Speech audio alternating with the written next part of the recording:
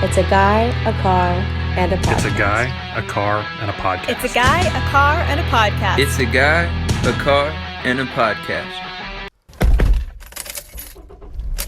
Buckle up. Buckle up. Buckle up.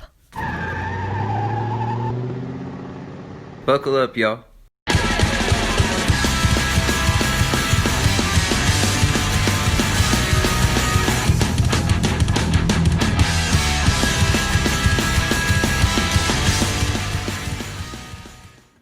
Conversations.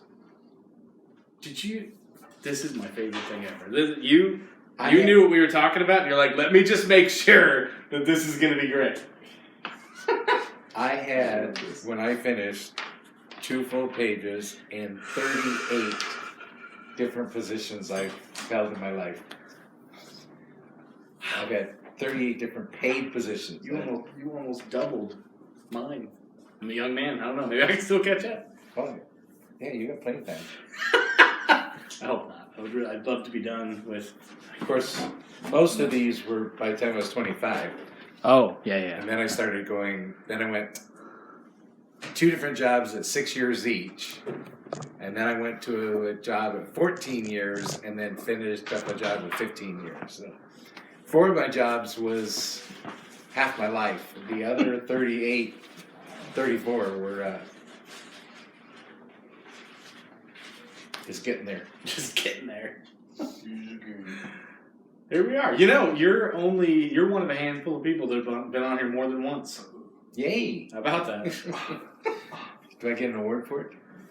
No. Oh.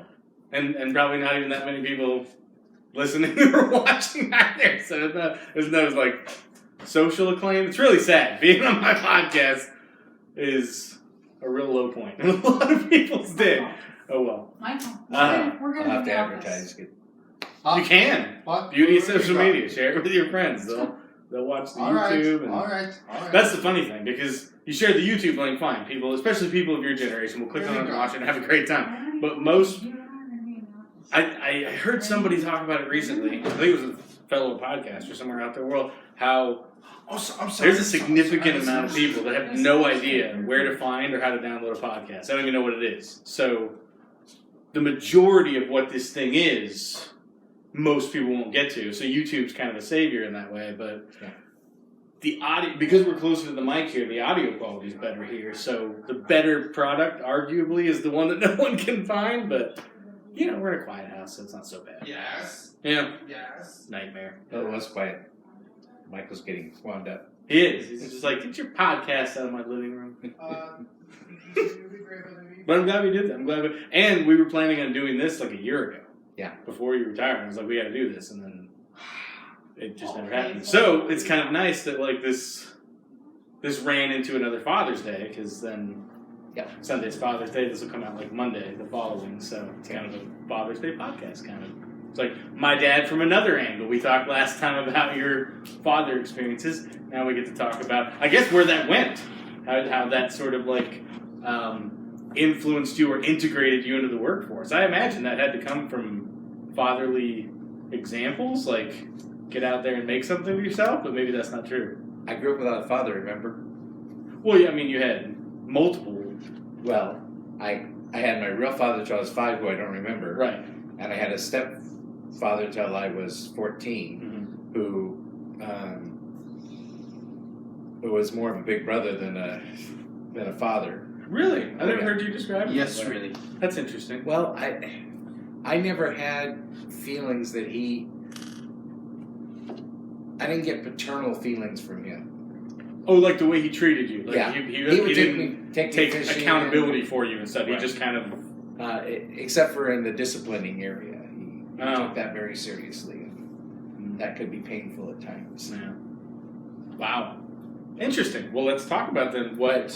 As for like having fatherly discussions and him talking to me father to son, I never had anything like that growing up. Do you think your mom got in the way of that? Do you think there was ever moments that she was just like, that's not who you are to these kids, step away? No, it just wasn't who he was. He was either working or playing, and most of his playing was in the bar. And so like I said, that we occasionally go hunting and fishing and things like that, but it wasn't frequent. And Would he just rather have fun than anything? Like he was just that's why they called him Happy? Like was he just yeah, always I trying think to that's, I mean, laugh? he loved his beers. He drank a lot of beer, and I mean, he'd rather be playing pool or doing the kind of stuff you do at a bar, listening to country western music and things like that, which you couldn't do very well at home. Yeah. At home, I can remember us watching movies and stuff together, but even that I don't have. Did he teach you anything about pool? Were you too young for that? He never took me to pool tables, yeah. Yeah. But I learned when I was a teenager. yeah, I feel like you and I have played once or twice, and you're One of my good. best friends when I was a teenager had a pool table, so Oh, I spent a lot of times at his house and learned how to play pretty well there. fun. So your work history cannot be attributed to any influences in your life. Well, I guess the influence he would have is that if I wanted anything, I had to earn it. And because of that, I started very early looking for ways to earn money to get some things I wanted.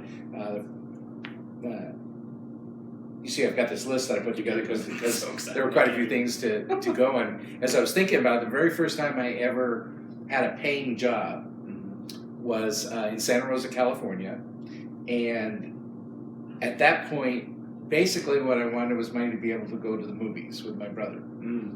And so I found out at 12 years old that I could go down to I have to look up the name here again,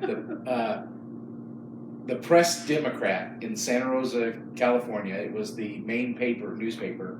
I could go down to the newspaper on Saturday mornings, and there was a place that kids, didn't want to be sexist. I was getting ready to say boys, but I can't remember any girls ever being there. It was always a bunch of boys. It was Newsies. Yeah, there's no girls in Newsies. Yeah, back then it was. If you see Newsies, it was exactly that. We would all line up, and they would give us these bags that had rolled up newspapers in them that we could throw over our shoulders, and then we would hit the streets in downtown Santa Rosa and hit the cafes and whatever was open, and just extra, Yeah. and, collect the money, and then when you sold all your papers, you went back and you gave the man your money, and he took a portion of it, gave it back to you, and that was it. You had your money, and then Saturday afternoon, go to the movies. In that sounds like you were going to like kind of posh society to do. Do you remember seeing? No. Well, I'm talking about diners, cafes, just on the street, barbershops. Anything where on Main Street, Santa Rosa, California, any little shop that had people, retail shops and stuff, we were running up and down the streets to all these places and just dashing in. And But those people weren't of a different financial class than you, would you say? Was it all just? It was a variety of people. I mean, the paper was a dime, and you just would literally come in yelling, "Paper extra! Get your paper here!" And somebody would say, "Hey, over here, son," and hand you it. And occasionally they would you get a tip as well, but normally they just gave you the dime for the paper. And you didn't lean into parts of town where tips were more likely. Like weren't that kid that were like, "Ooh, if I go to." I never went off of Main Street. I could sell all my papers up and down Main Street, and I probably didn't take more than an hour. And I don't remember how many they gave us. Like I said, it was this almost canvas bag that we had that would have papers in them, and we'd run and sell them. And as soon as you sold them, all your papers, you'd go back and they'd give them the money, and they'd give you your share of it. And How old were you then? I was 12 years old Wow. Okay. when I started selling papers. So what? I don't know. What was your movie jam back then? I'm trying to think what was even in the theaters back then. What era was this of a film? I have one in particular that I saw at this particular. It's the Roxy Theater in Santa Rosa, California. One in particular because it was kind of emotionally distraught. It was before I started selling papers. I was about 10, and my brother was about 8. And my mother dropped us off at the Roxy and gave us money, just enough money to get in the theater. Mm-hmm. No money for goodies or anything like Right. that. That's another reason I started selling papers. So I could get some popcorn or something. Yeah. But she gave us just exactly enough money for the movies and then left.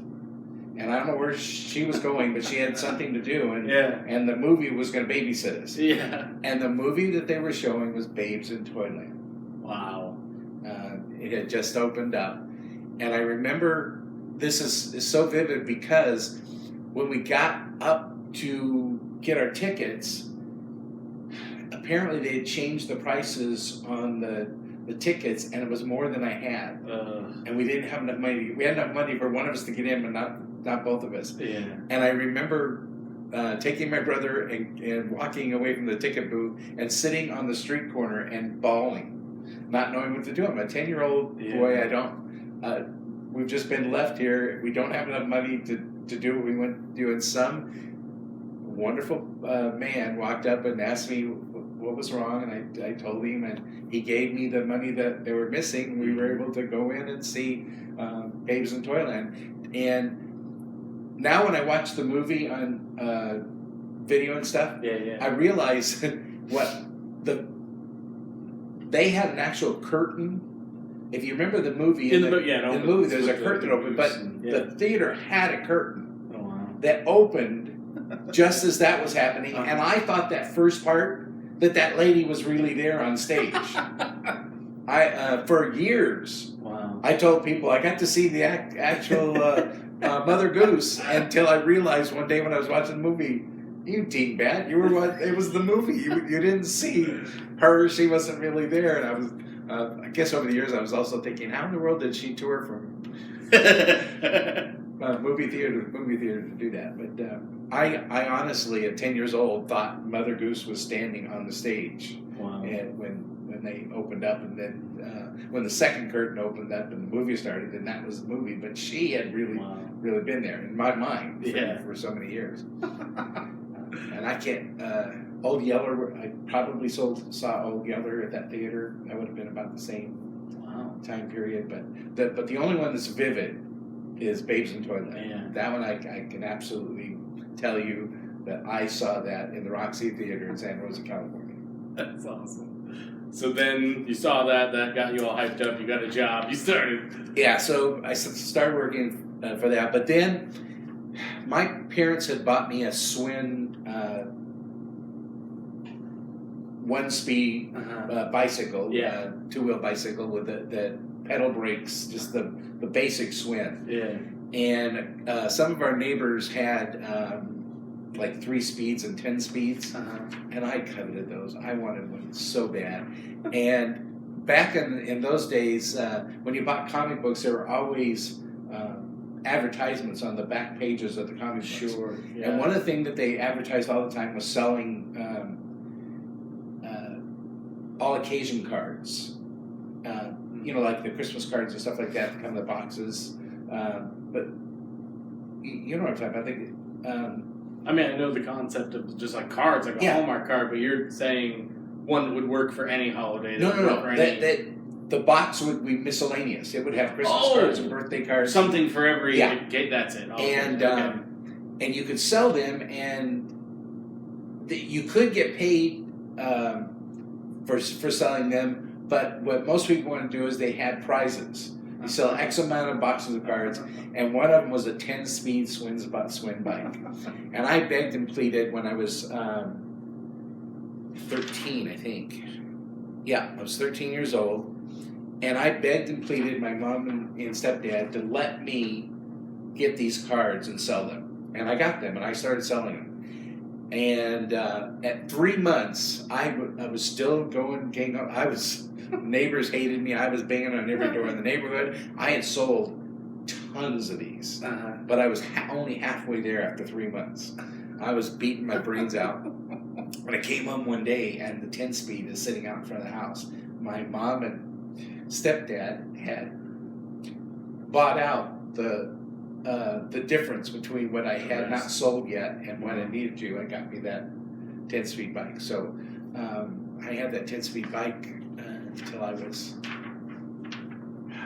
15 or 16, probably until I started driving.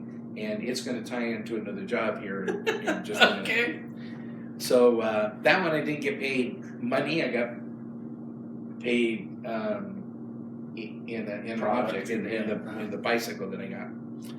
And then I didn't work for a while.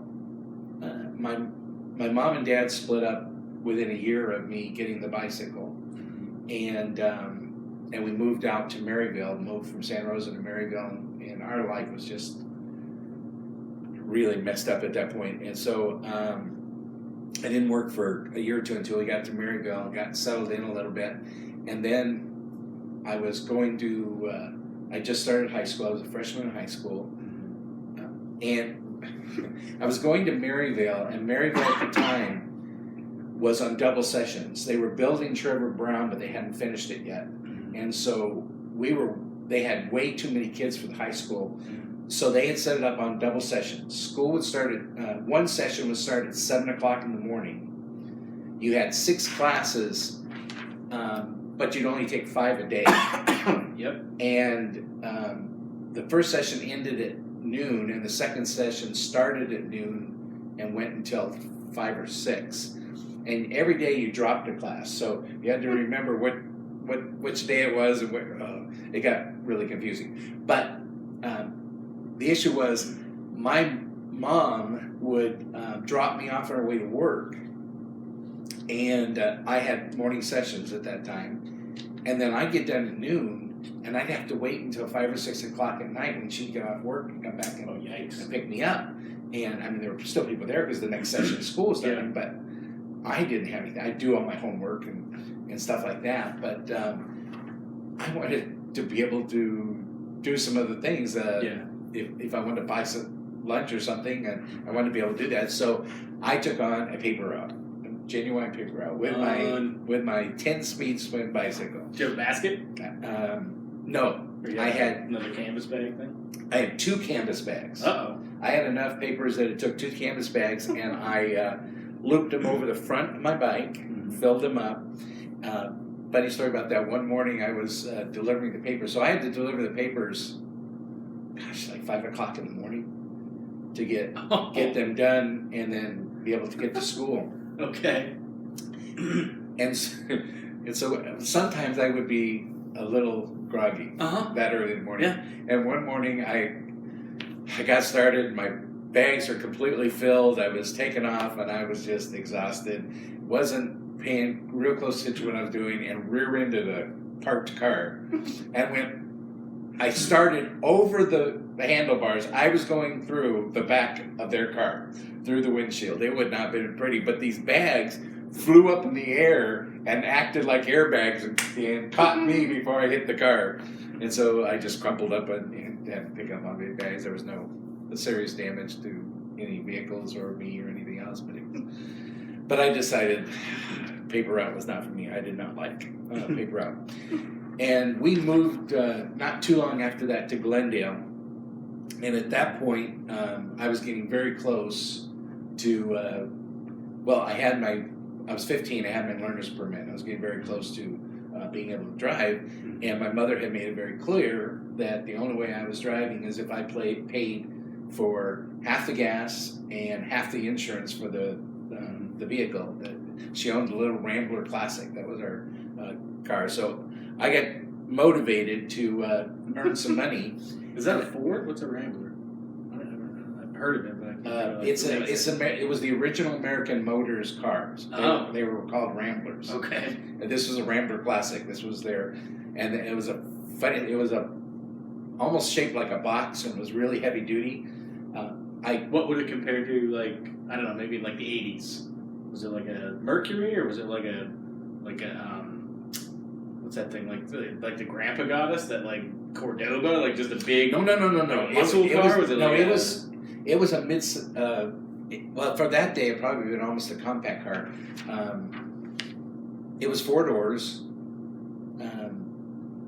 The front seat would fold all the way down, so you could actually sleep in it if you wanted to.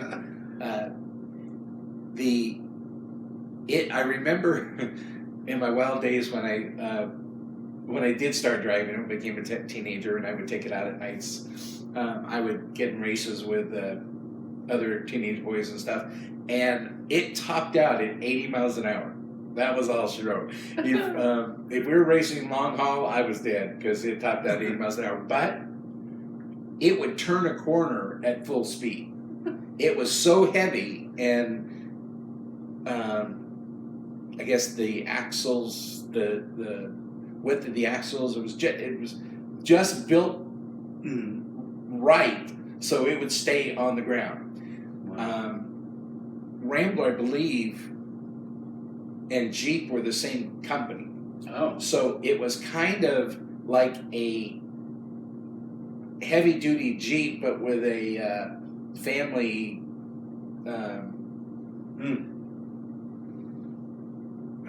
What am I trying to say? The top of it was like a regular car. Wasn't like a Jeep, but the chassis and everything was built solid and sturdy, like a Jeep was. And I believe that they were the same company, and they shared some of the things. That was the Rambler was Jeep's family car that they sold before it became popular to buy Jeeps and stuff. Jeeps, military style Jeeps. Wow. Anyway, that was the kind of car we had, and I wanted to be able to do that, and I was getting close enough to date. I wanted to be able to date. My mom, it was just my mom was raising my brother and I at that time. We were literally living in government projects because she couldn't afford regular housing. She worked as a press operator and then got a job with Sure Electronics. When you say press, you mean ink press? No, ironing. Oh, wow. And she was making minimum wage ironing, but then she found this job at Sure Electronics. That's where she ended up retiring from 15, 20 years later. Greatest job she ever had. She really liked it. But it was on assembly line. She was putting together microphones and stuff. But none of them paid. At the time that we moved to Glendale, she was doing the press, and she, like I said, was making minimum wage, and that was all of her income. So she did not have money to be able to fund my dates and stuff like that. If I wanted to do something, if I wanted to buy a new shirt, or if I wanted to go on a date or go on and drive a car, I had to have the money. So I had a friend who was kind of in the same situation. His dad was a school teacher and didn't make a whole lot of money, and also his dad was one of those that taught self-reliance. So if you want to do something, go out and earn it. And he had gotten a job at an elementary school as a janitor, and he was able to get me on. And this job was really cool because obviously you go in after school. Right. So, as soon as school was out, and the elementary school got out a little bit before the high school, so anytime after I got out of school, you didn't punch a clock. I had X amount of classrooms that I had to clean, and I had to empty the trash, I had to sweep the floors, I had to clean off the desktops, I had to clean chalkboards unless there was a note saying "don't erase" kind of thing, and it was piecework. I got paid X amount per classroom, and however long it took me to do it. Is that just because you were a kid, or is that how they paid janitors back in the day? For cleaning classrooms, that's how they did it. Okay. And you didn't do like bathrooms. You didn't mop the hallways. You didn't I didn't have them. I just had classrooms. There was somebody that had those, but I had strictly classrooms. Were janitors more than usually just cleaning? Were they like maintenance and repairs and all that? That was a separate job. Was it? Okay. For a maintenance guy. Yeah. And I'm sure different schools do it different. That's just how Glendale elementary school system was set up, which was great for me because it was a wonderful job. And like I said, faster I could do the job, faster I was done for the day. I had a friend, the one with a pool table, Paul, who his dad, he was he was living with his dad. His mom and dad were divorced, and he was living with his dad. And his dad made pretty good money, and they had a fairly nice house because they had, like I said, they had a pool table and stuff. And if he needed money, normally his dad would give him money that he needed. So he would, and he and Mike, the other guy that was working, the three of us ran around all the time. Uh-huh. And so if he wanted to go do something and I was working, he would quite often show up and say, "What can I do?" And we could bail in together and knock out the classrooms faster so we could go get out of there. So that was a fun job, and What was the supervisor situation like on that? Did somebody have to like inspect the rooms before you could leave, or how did that? Not before I left, but somebody would check in and I would get a rating, and if I didn't keep up the rating, I would lose my job. Wow. So it had to be done, right, and somebody would come by later and check, and if I missed something, I would hear about it. But I got good marks all the time. I was took my job seriously and did a good job of it. So I did that for a few months until I got an opportunity. I don't even remember how I found out about it, but I heard about a job at the snack bar in our local drive-in theater. That's the job. Yes. And so I applied and I got the job. It was more hours. It was better and was making a little more money. But it was it was punching the time clock. I mean, I had to be there at certain times. And when I was on duty, I had to be there before the show started and get everything set. And then I wasn't going home until the theater closed down, and that could be 11 or 12 o'clock at night. So I was a junior in high school at the time, and I started missing seminary because it was just too early in the morning to get up. So that was kind of bad because it was junior and senior year. I don't think I started missing seminary until in my senior year, but I started in my junior year. Some of the fringe benefits is my friends, and they'd only do it on the weekend because of school the next day. But on the weekend, I could fill up my car with friends, and they could come in with me. But then they had to sit there for a couple of hours before But in the drive-in theater, it had a playground, had swings and stuff right next to the so that people that bring their families, if the little kids got bored with the movie, they could run over and play in the. Drive-in theaters were great. I loved it, and so I did that for several months. And by process of elimination, in other words, everybody above me in the snack bar left. Mm-hmm. So I ended up being the senior person, and I ended up getting the job as the assistant manager in charge of the entire snack bar. Which feels to me like good and bad news, because I don't know if they sold like alcohol or anything, but it feels like drive-ins have a weird reputation of like, I don't know, just people fights or like cops coming in and checking teenagers making out and stuff like that. I don't know. Is there... No. When I became assistant manager, that became one of my jobs. In addition to overseeing the snack bar, I had a schedule where 1 or 2 hours every night I had to take my turn. We had security.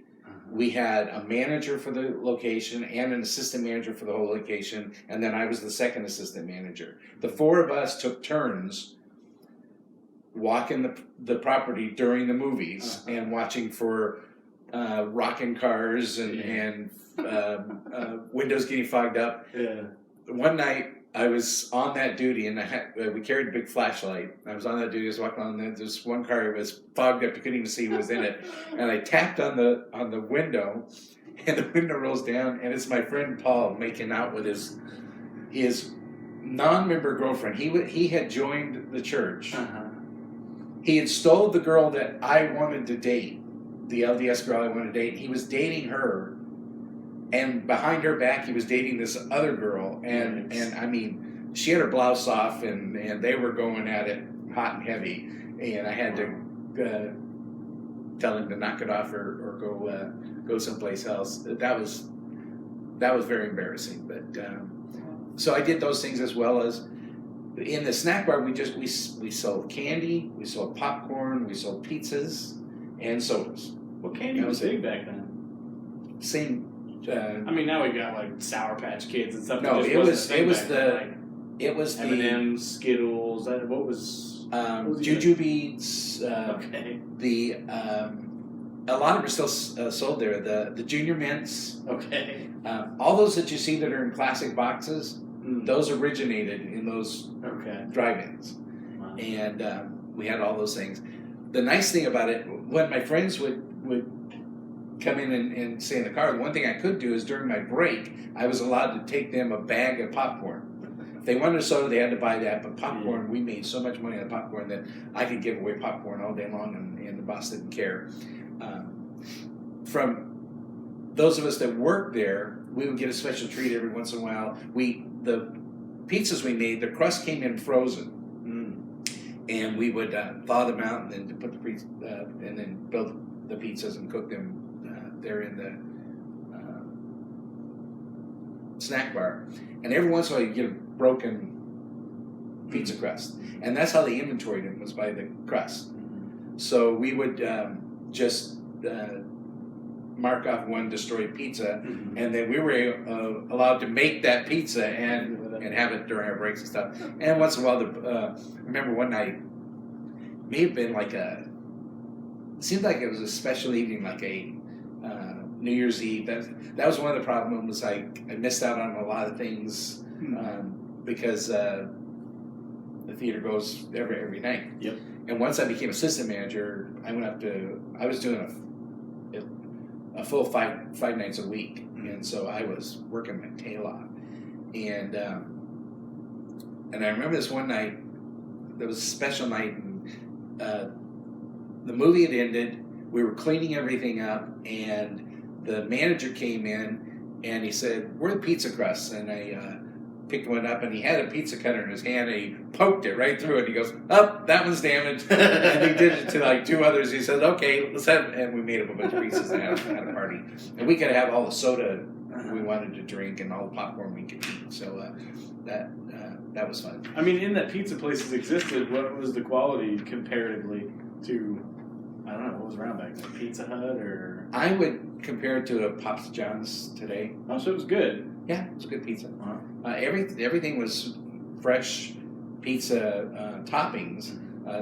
The only thing that we didn't make the crust fresh; it came in frozen, and we just went from there. But it was a fun job. I did that for over a year until I graduated, and then when I graduated, during the summer between my junior and senior years, I would have been 16 years old. In addition to working at the drive-in at nights, I got a day job in construction. My mom had a friend at work whose husband ran a sheetrock scrapping business. Yikes. Now, do you know what a sheetrock scrapping business is? No, I know what sheetrock is. Okay. Sheetrock scrapper, what they do literally is come behind the sheetrock hangers. Yeah. And pick up all the junk the debris that they left behind. Oh, okay. And then dispose of it, take it to the dump, and they get paid by the construction Just companies. big, He was a self-employed, the guy that owned it, and he had two of us that worked for him. And he would go through and just pile. No mopping. We're just getting rid of the sheetrock. I meant one of those giant broom things. No, he would just pile the sheetrock into piles that were between 25 to 50 pounds a piece. Oh. And then the two of us, the two teenage boys, we would come behind him, pick up these piles, carry them out to this huge truck that he had. They had these big sides on it, and it held several tons. And then we would throw them into the truck. Uh-huh. When I first started, I was 5'9", 5'8", weighed 100 pounds soaking wet, and had arms about 2 inches thick. Uh-huh. I was not a physical specimen. Uh-huh. I was completely filled out by the end of the summer. When we started, he would build little 5-pound bundles for me. Well, the other guy's picking up 35 to 50 pounds. I'm picking up 5 pounds. This other guy would take in one hand, slam it on the far end of it, and I am both hands are barely getting up with the tailgate. Within 3 or 4 weeks, I was slamming 50-pound things on the back of it. So that was a good job for me because it was really physical. The funniest thing I can remember in that job is we had. Oh, I'll tell you one thing I learned about sheetrock hanging. There are 2 ways that sheetrock hangers get paid. They either get paid by the hour or by the piece. And you can always tell as a sheetrock scrapper which you're following. The hourly guys had very little scrap. The guys got paid by piece. They left tons of sheetrock behind. They just sliced those things to pieces, and they got paid by how much sheetrock they went through. So that was, but they were faster than the guys that got paid by hour. So depending on what the contractor was looking for as to what he would hire. But this one, we were doing this apartment complex, and these apartments were 3 stories high, and we were working on the 3rd story. And he had me back the truck in. I'd been working for half the summer was over, so he'd gotten real comfortable with it. This thing, I had literally 2 inches on either side of the rearview mirrors that stuck out to back this thing in, to get it where we needed it. So we backed it under the patios, and we were just coming in, instead of throwing it up, we were just throwing it down into the truck. And we were going pretty good. We got this routine going, and in one of the throws, my partner, who was bigger than me, he was a year or 2 older than me, and he was much, much larger physically, miscalculated and threw not only the sheetrock, but himself over the edge. But fortunately, the truck was like half full, and so he got, his fall was cushioned, because he dropped 2 stories into this truck. But that was a crazy time. Yikes. So I worked that one just this summer, and then when I graduated, I was I got a job for a short time as a bagger for Smitty's grocery stores. Yeah. They don't even exist anymore. I don't know if you ever No, I remember. remember with Smitty's, yeah. So I did that, and had a couple of fun things. I learned to bag well and bag fast, and I won a bagger contest for being the fastest bagger, and I kind of became the head bagger during the time that I was there. And as head bagger, I got a special privilege. Most of my shifts after that were doing nothing but taking in pop bottles. Back then, pop bottles still got you could get a refund. The recycle thing. They would recycle. You take them in, and you get 2 or 3 cents for them, depending on what the bottle was. And they would just set me at a cash register, and I would take in bottles and pay people money. That was fun. Well, this is pre-plastic. It was all paper that you were bagging. I would imagine. It was all paper I was bagging. They were all glass bottles that were coming in for the refunds. The biggest excitement we had of that is we had a. Now, if you did this, you go to jail and get fired. When I worked at Safeway, that what I'm about to tell you was not allowed. And I fired a few people because they did this. And you were not allowed to make contact with a shoplifter. Oh, okay. But back in the day, when I was a 17-year-old bagger, you could. You had every right to take them down. Yeah. And so there was a code that they would give over the loudspeaker, and I don't remember what the code was, but it was a code word. That code word meant every able-bodied man to the front, because there's somebody ripping us off. Oh, wow. And while I was there one day working the bottles, that code came across, and I was near the front. I came running up just in time to see a shoplifter dash out the door with an armful of something. And I headed after him, and several others came out too, and our assistant manager came out from the other side. And we kind got the guy bottlenecked in the parking lot. He's running between cars, and we're boxing him in. And at one point, he came around this car and met head on with our assistant manager, who was about 6 feet tall, kind of a lanky guy. He wasn't particularly husky, but he was pretty tall. And so the shoplifter decided he was going to go right through him and start to take a swing at him. Did not know that our assistant manager was Golden Gloves in college, and he just leveled him, just took him out there, knocked him unconscious. And so you're not allowed to do that anymore. But yeah, I had a friend in high school. He worked at Walmart, and he chased a guy out. Like the guy was still on TV or something like that, and he got murdered. It was a big deal. That was why Circle K. I fired several people for. In fact, we got really blasted in the news at Circle K when I was with them, because in Texas we had a manager chase a guy that was a beer run, chased him outside, and the guy had a partner, and this is why you weren't allowed to chase. And the partner shot the manager, but fortunately didn't kill him. But we fired him, and then got ripped apart in the newspapers because here this guy's protecting your stuff and gets shot, and what do? You fire him. The reason being is when that happens, they put everybody else in jeopardy. Yeah. When these shoplifters, if they know they can come in, grab something, and get out, that's what they're going to do. But if they're afraid that somebody's going to try and detain them, they will come armed and they will hurt somebody. And so I had some people just could not understand the principle that we cannot allow that, because you're putting everybody else in danger. Yeah.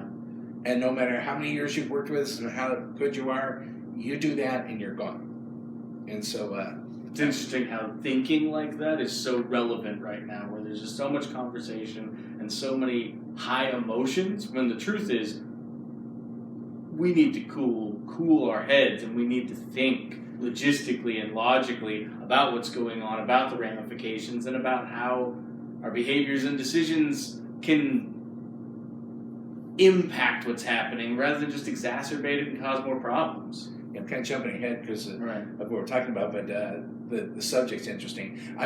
You'll see in a minute, I worked at convenience stores, a couple different companies, and we never had more than one person on duty at night. And people used to get mad at me all the time. Well, it's not safe for that person to work by themselves.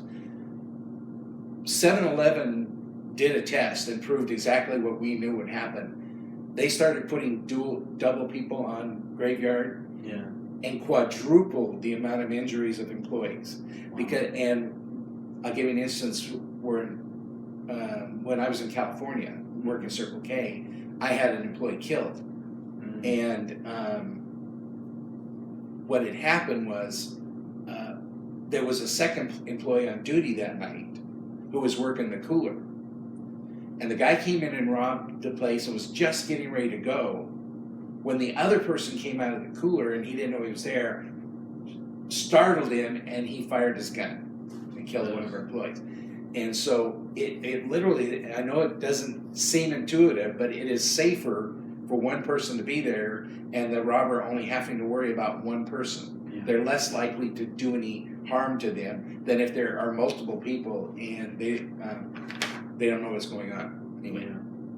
So, after being assistant manager at the drive-in and the bagger, then I got my first real full-time job. Okay. And I was 17 years old, newly graduated from high school, looking forward to a mission at 19, so I had a year and a half, 2 years to earn enough money to go on a mission, so I needed to get a job that I could earn money.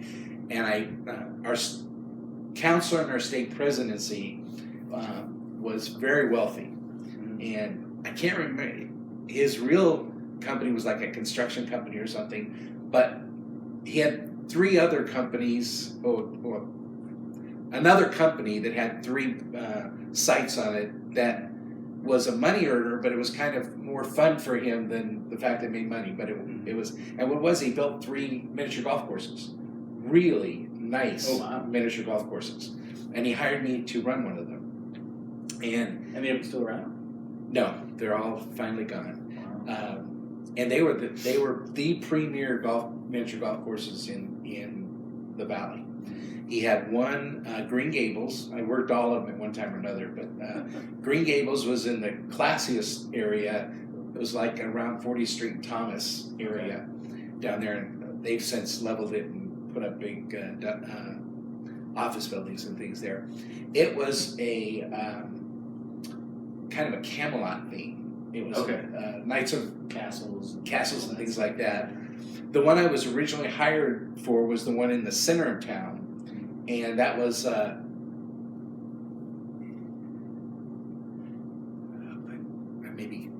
getting this mixed up. It was in the center of town, and it had kind of I can't remember a specific theme for that one. They all had themes, but I can't remember what the theme for that one was. Maybe I didn't remember. But then the one I spent most of the time in, where I got transferred to later, was Honolulu. That's where I worked most of the time. That was in Glendale, Phoenix border. And Honolulu was a Hawaiian theme. And so all of the... And he had a technician that the two of them built, engineered. Oh, that's what his company was, an engineering company. Oh, okay. And they engineered each and every hole. Oh, wow. And they did, and he was adamant that at one of our jobs as managers is we did the caretaking. We had to do all of the mowing and taking care of the plants and caring for. Oh, it was legit grass. He didn't use like. Oh yeah. Oh no. I had a lawnmower. Well, it was a lawnmower. There was a power lawnmower. It had a catcher on it, but it had tracks. And when you engaged it, boom, it took off. It pulled you, and which was good because there was a lot of hills on these things. But they were. His number one guy that was supervised all the managers and all the facilities.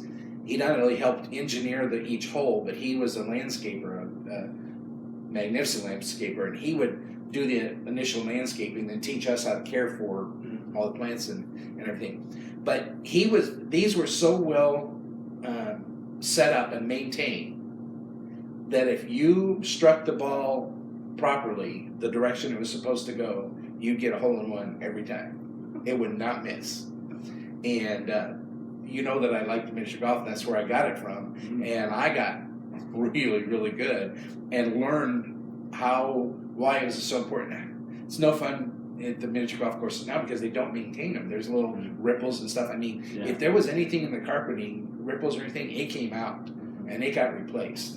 You did not mess with the engineering of that thing. It had to be, if the boss showed up and put a golf ball down there, he better be able to sink that thing.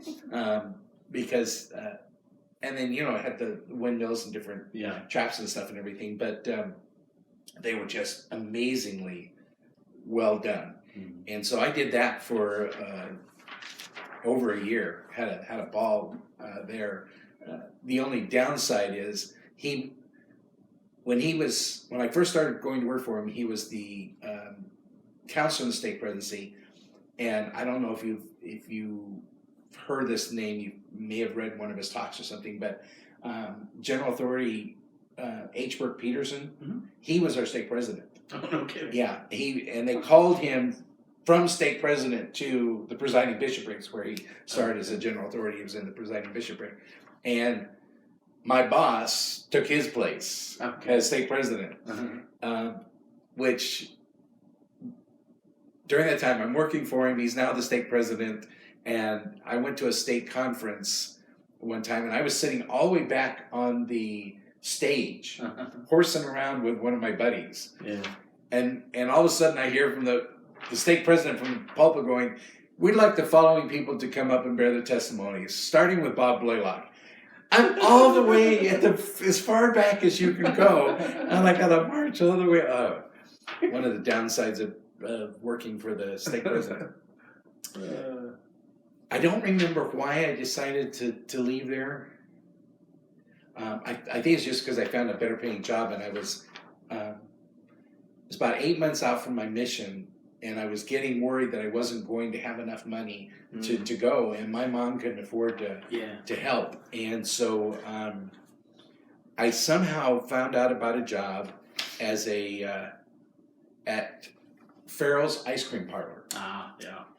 And I had management background, so they hired me as an assistant manager in charge of the fountain. Mm-hmm. So I was the head soda jerk.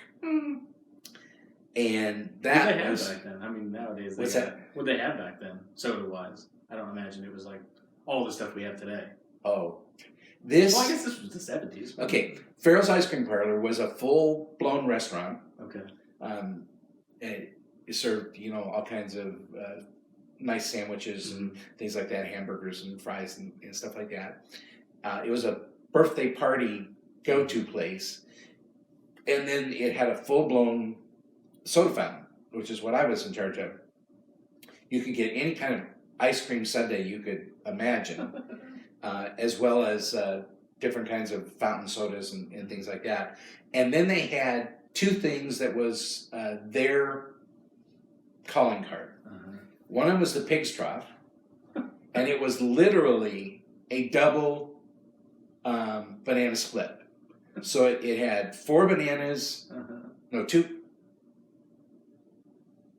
bananas, which would be 4. Half, yeah. Yeah, and 6 scoops of ice cream with all the toppings. If you ate one of those, you got a special ribbon. If you ate it by yourself all the way through.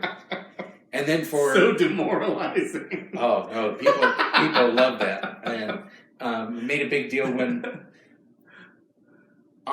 On the wall in the soda fountain, there was a bell and there was a siren that we could ring for if somebody just ate a pig's trough or something like that to attract all this. Like I said, it was a birthday place too.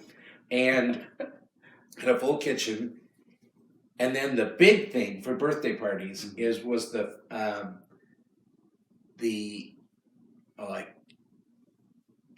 give me a break. How could I forget this? What was it called? It was the zoo. Okay.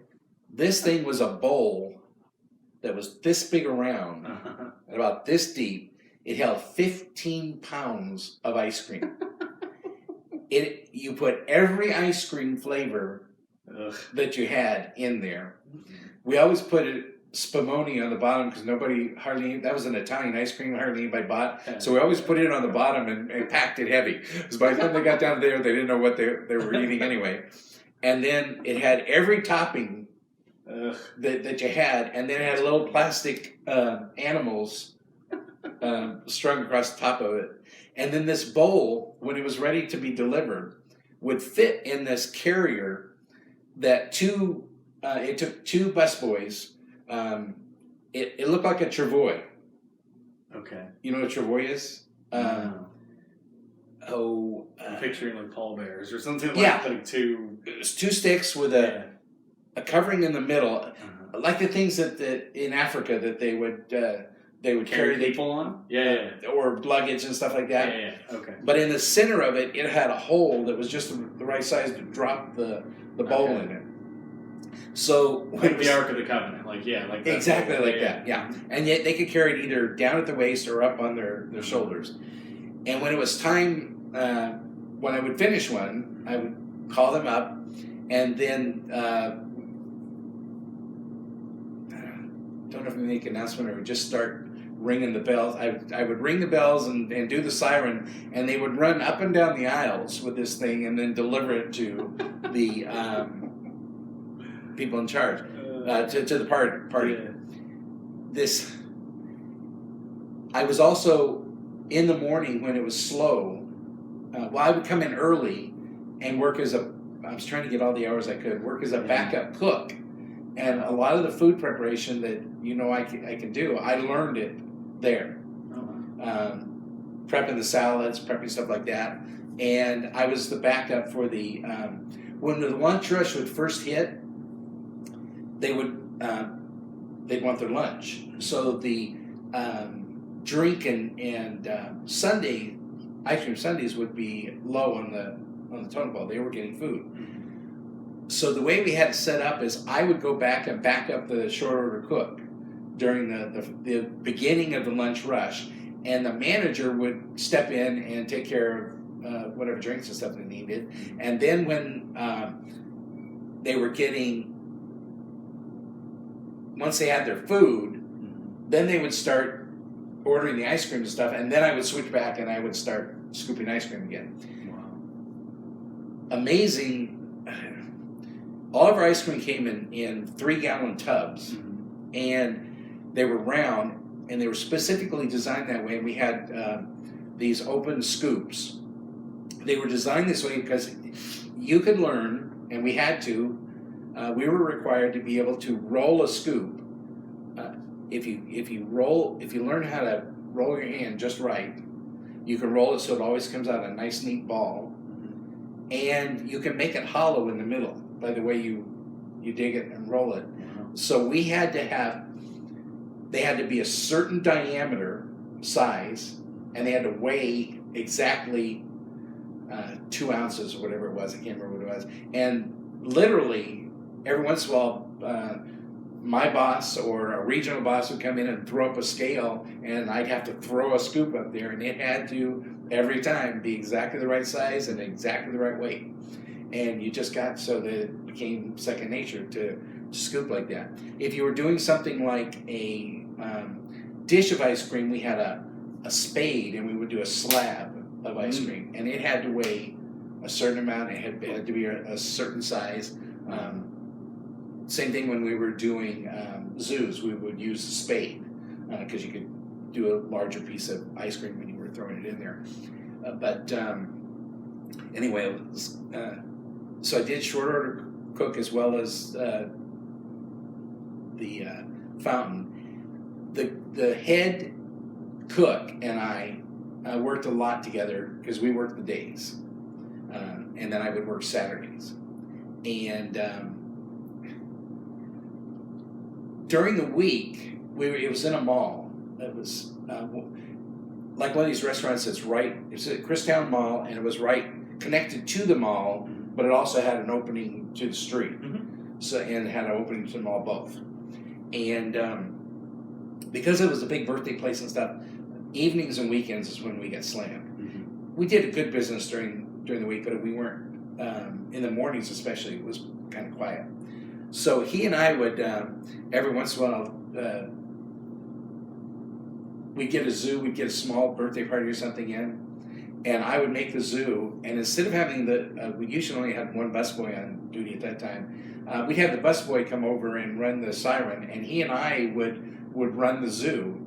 And we had practiced before the restaurant opened for a while and got really good so that we could run the zoo and literally drop to our knees and slide right up to the table. It was like a tile floor, and we could slide right up to the table. And boy, the birthday people thought that was the coolest thing they ever saw. And our busboys used to watch us do that. One Sunday, normally it was me and at least one other fountain person on not Sunday, Saturdays. On Saturdays, we got killed. And this particular Saturday, my backup didn't show up. We were getting slammed. I had 3 zoos on my ticket that I had made, as well as countless milkshakes and stuff. And I'm just going as fast as I can, trying to get all this stuff done. I finished the first zoo. I called for, and I'm still scooping and ringing the bell, trying to keep up with it. And we called for the guys to run this thing, and these 2 young busboys decided to duplicate what we had done. And they slid up to the table and tipped over and dumped 15 pounds of ice cream all over the table, all over the guests, everywhere. So it got outlawed from then on to do that. Not to mention, all of a sudden, I'm already in trouble, and now I got to make another zoo to make up for it was awful.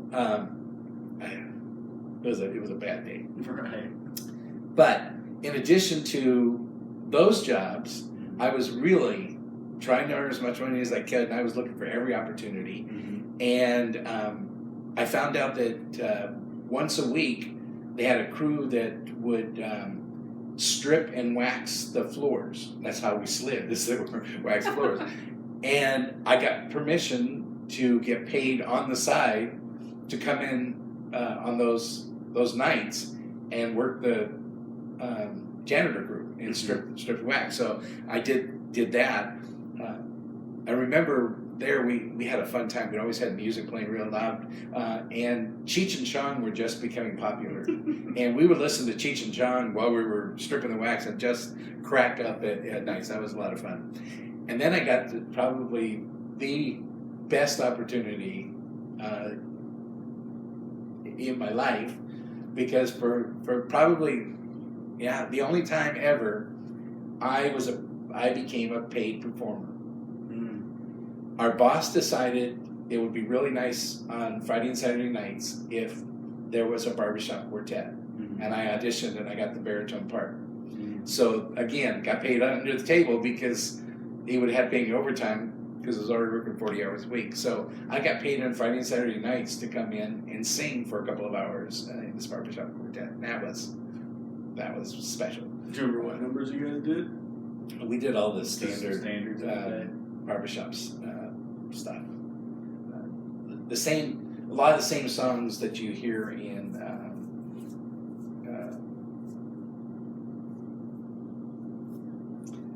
Don't Get Old. One of my favorite musicals. 76 Trombones. Music Man? Music Man. Oh, I haven't seen it in a long time. Wow.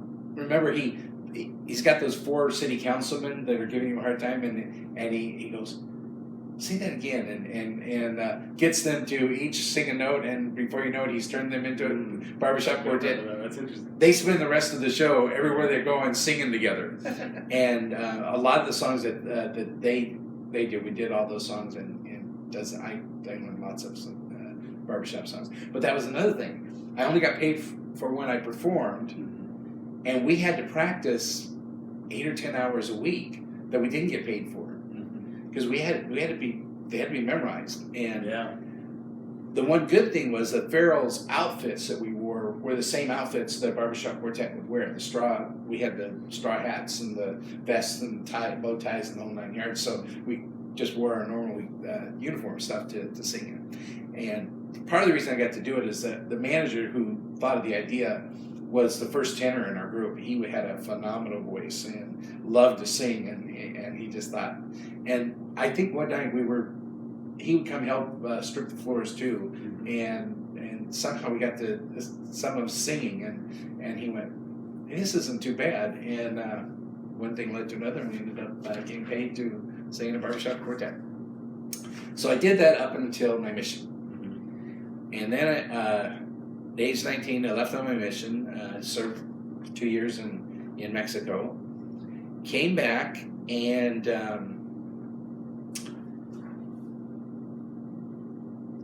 went back to where I'd worked before in Christown at Farrell's, and they said, "We'd love to have you, but we're full up right now." But they had built a brand new mall while I was gone called Metro Center, and there was a Farrell's in that Metro Center. So they sent me over there, and I got a job working the Farrell's in Metro Center. And that was kind of cool because it overlooked an ice skating rink. Oh, wow. Yeah, it was, and I worked like there. in the mall? Yeah. We were inside the mall, and the ice cream, we were on the second floor, Farrell's, and the rink was down on the main floor of the Metro Center. At the time, Metro Center was the classiest mall in the state of Arizona. It was. Is it still around? I've heard of it. It's there, but it is a dump now. Is there still an ice skating rink? They closed the ice skating rink a long time ago. No, it's gone downhill big time. But it was pretty elegant back then. It was a cool place to be.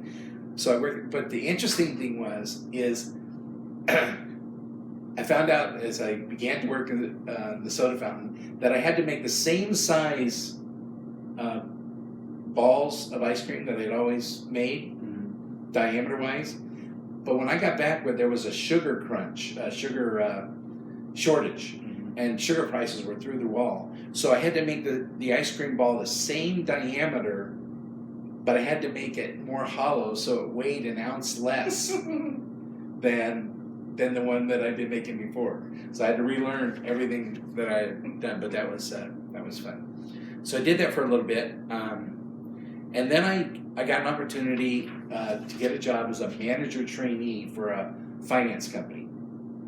I was able to land that job because I was bilingual. They were looking for a bilingual person, and basically title was manager trainee, but for all intents and purposes, there was a manager.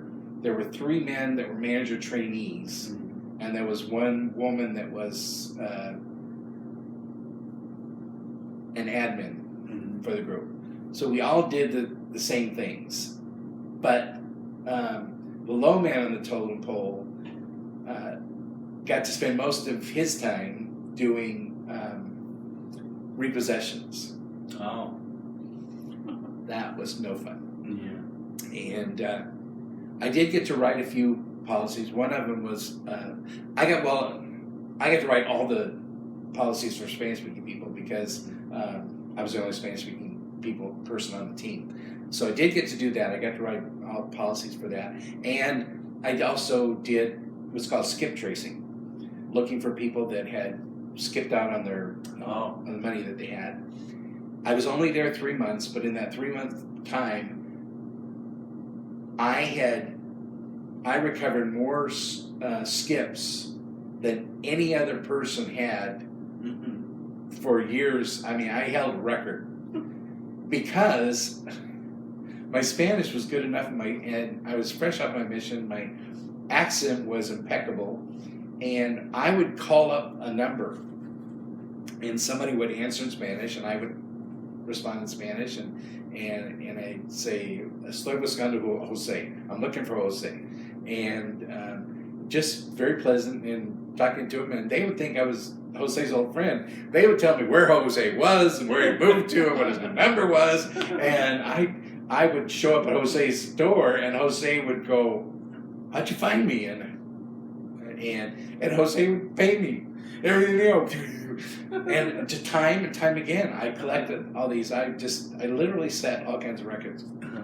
But I also had experiences where I'd go out and I had to repo a car.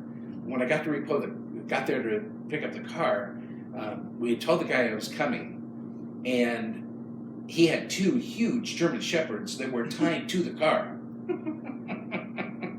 And then when I finally got him to come in and get the German Shepherds off the car, and then he lets them come at me barking and snarling and stuff, I finally get in the car, and the car won't start. But I learned all kinds of tricks from these other guys. There's a repo trick. When cars don't start like that, back in those days, you can't do it anymore. They had carburetors, and you could take a pin and jam it in the carburetor and jam it open, and it would give it more air and gas flow. But this guy had broken the carburetor so that it wouldn't open, so it wouldn't get any air.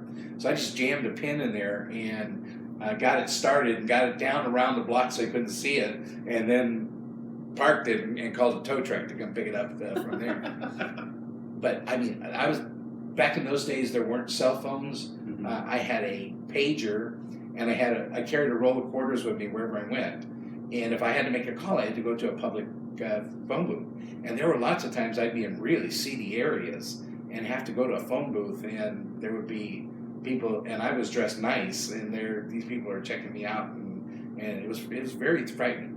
One time I had about 8 or 10 black guys surrounding the phone booth I was in and asking me who I was and what I was doing, and they finally just dispersed. That one time I really thought something really bad was going to happen. I thought I was going to get hurt, but they let me go. But the clincher was I was sent to repossess the furniture of this lady who had taken out a loan and defaulted on the loan. And she had put her furniture up as collateral. So I had to meet a moving company there, and then I had to check off the items as they were going in, and I was doing that. And this is a young Hispanic lady with several little kids. Her husband had left her. She was on her own, and she was going, and I was apologizing that we were taking it? And she goes, no, I'm glad you're doing it. And we're talking Spanish, and she said, I'm glad you're doing it because now I won't have to worry about the loan. Well, I couldn't tell her that what they were going to do is go back and sell it secondhand, and then whatever they couldn't, if they couldn't get enough money to pay the bill, they would come after her for the difference. And that was something I had to do before, and I didn't like doing that. So I felt bad about that, and then the thing that finally got me is she had a television we had to take. And I was getting ready, I told the movers to take the television, there was a book on top of the television. I picked the book up to give it to her, and I noticed it was a missionary copy of the Book of Mormon. And I said, is this yours? And she said, yeah, the two nicest men have been coming by and talking to me, and I thought, I'm done. And my 90-day probation period had just running out that week. And that Friday I met with the owner and or the manager to decide whether or not he was going to decide whether or not I go forward, and I was going to decide whether I wanted to. And we both agreed this wasn't a fit for me. Yeah. The three of them, they partied all the time. They drank all the time together. The place was back then you could smoke in businesses, and the place was just full of smoke all the time. They swore up one side down the other. It was not a happy place for me. Yeah. So 90 days and I was gone. Yeah. And I found a job at that point with a bank called Western Savings that was really big back then, a savings and loan. Are they still around? That sounds familiar. No, there was a time when savings and loans, this was owned by an LDS family. In fact, one of the owners became the president of the Mesa Temple. Oh.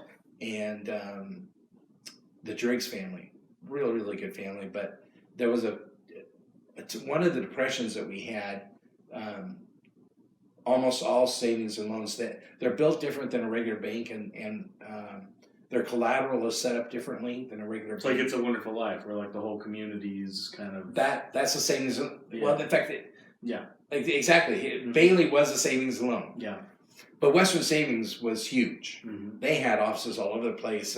They were second only to Bank of America at that time. Mm-hmm. But when the economy imploded, they went down big time, and all of them closed back then or got bought out by Bank of America and some of the other ones. But anyway, they had an opening for a bank clerk in a small bank that they had inside of a Smitty's. You've seen little banks there. Oh, yeah. This is the same thing, but this is the West. And it was right outside of Sun City. And it happened to be that I was dating your mom at that time. Mm. And in fact, I think I had proposed to her then.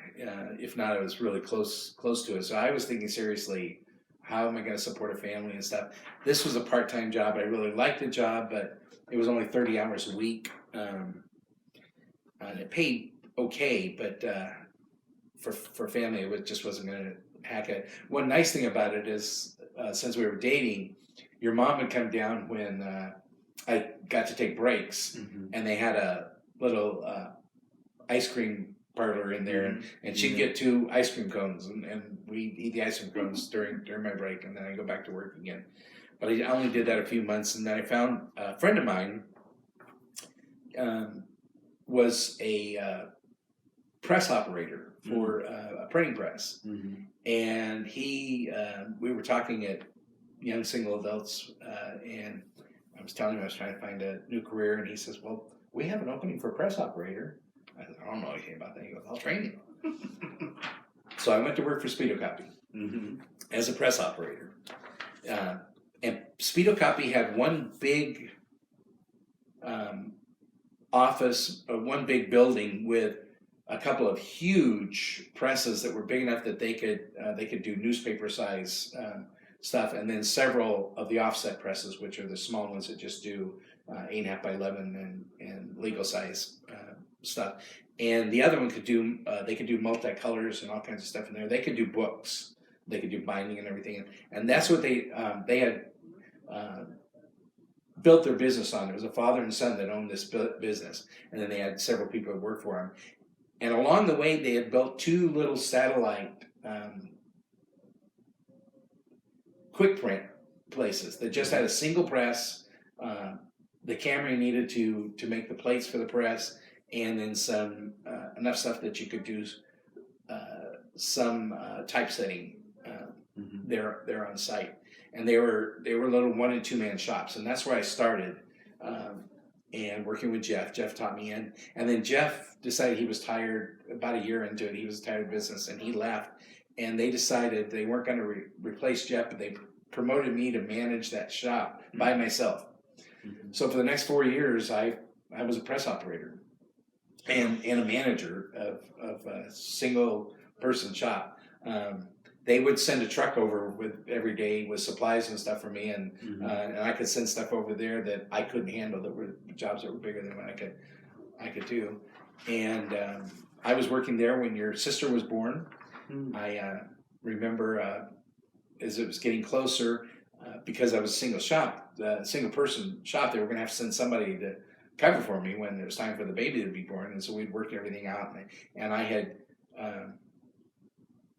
Time came, your mother called, said her water broke, and we had gone through childbirth classes together and had been taught that when that happens, don't panic, everything will be okay. It'll be hours before the baby's coming, so take your time, don't rush. So she called me. I was 45 minutes away from home. Oh, wow. And I was in downtown Phoenix on Central Avenue, and she called, and so I called the main plant. They had to send somebody over, and that was 20 minutes away from me. And so they sent him over, and then I'm walking around going, I got this job, and this one's due at this time, and I need you to do this. And he's going, isn't your wife in labor? I said, yeah, but I got plenty of time. And he goes, get out of here, I'll figure it out. So I hop in the car, and I drive, and very calmly drive home. We lived in a little apartment that was in the backyard of an elderly lady in our ward. Her husband, they had a big piece of property. So her husband, before he died, had built these 3 little apartments that were all connected together, so that she'd have money to live on when he passed on.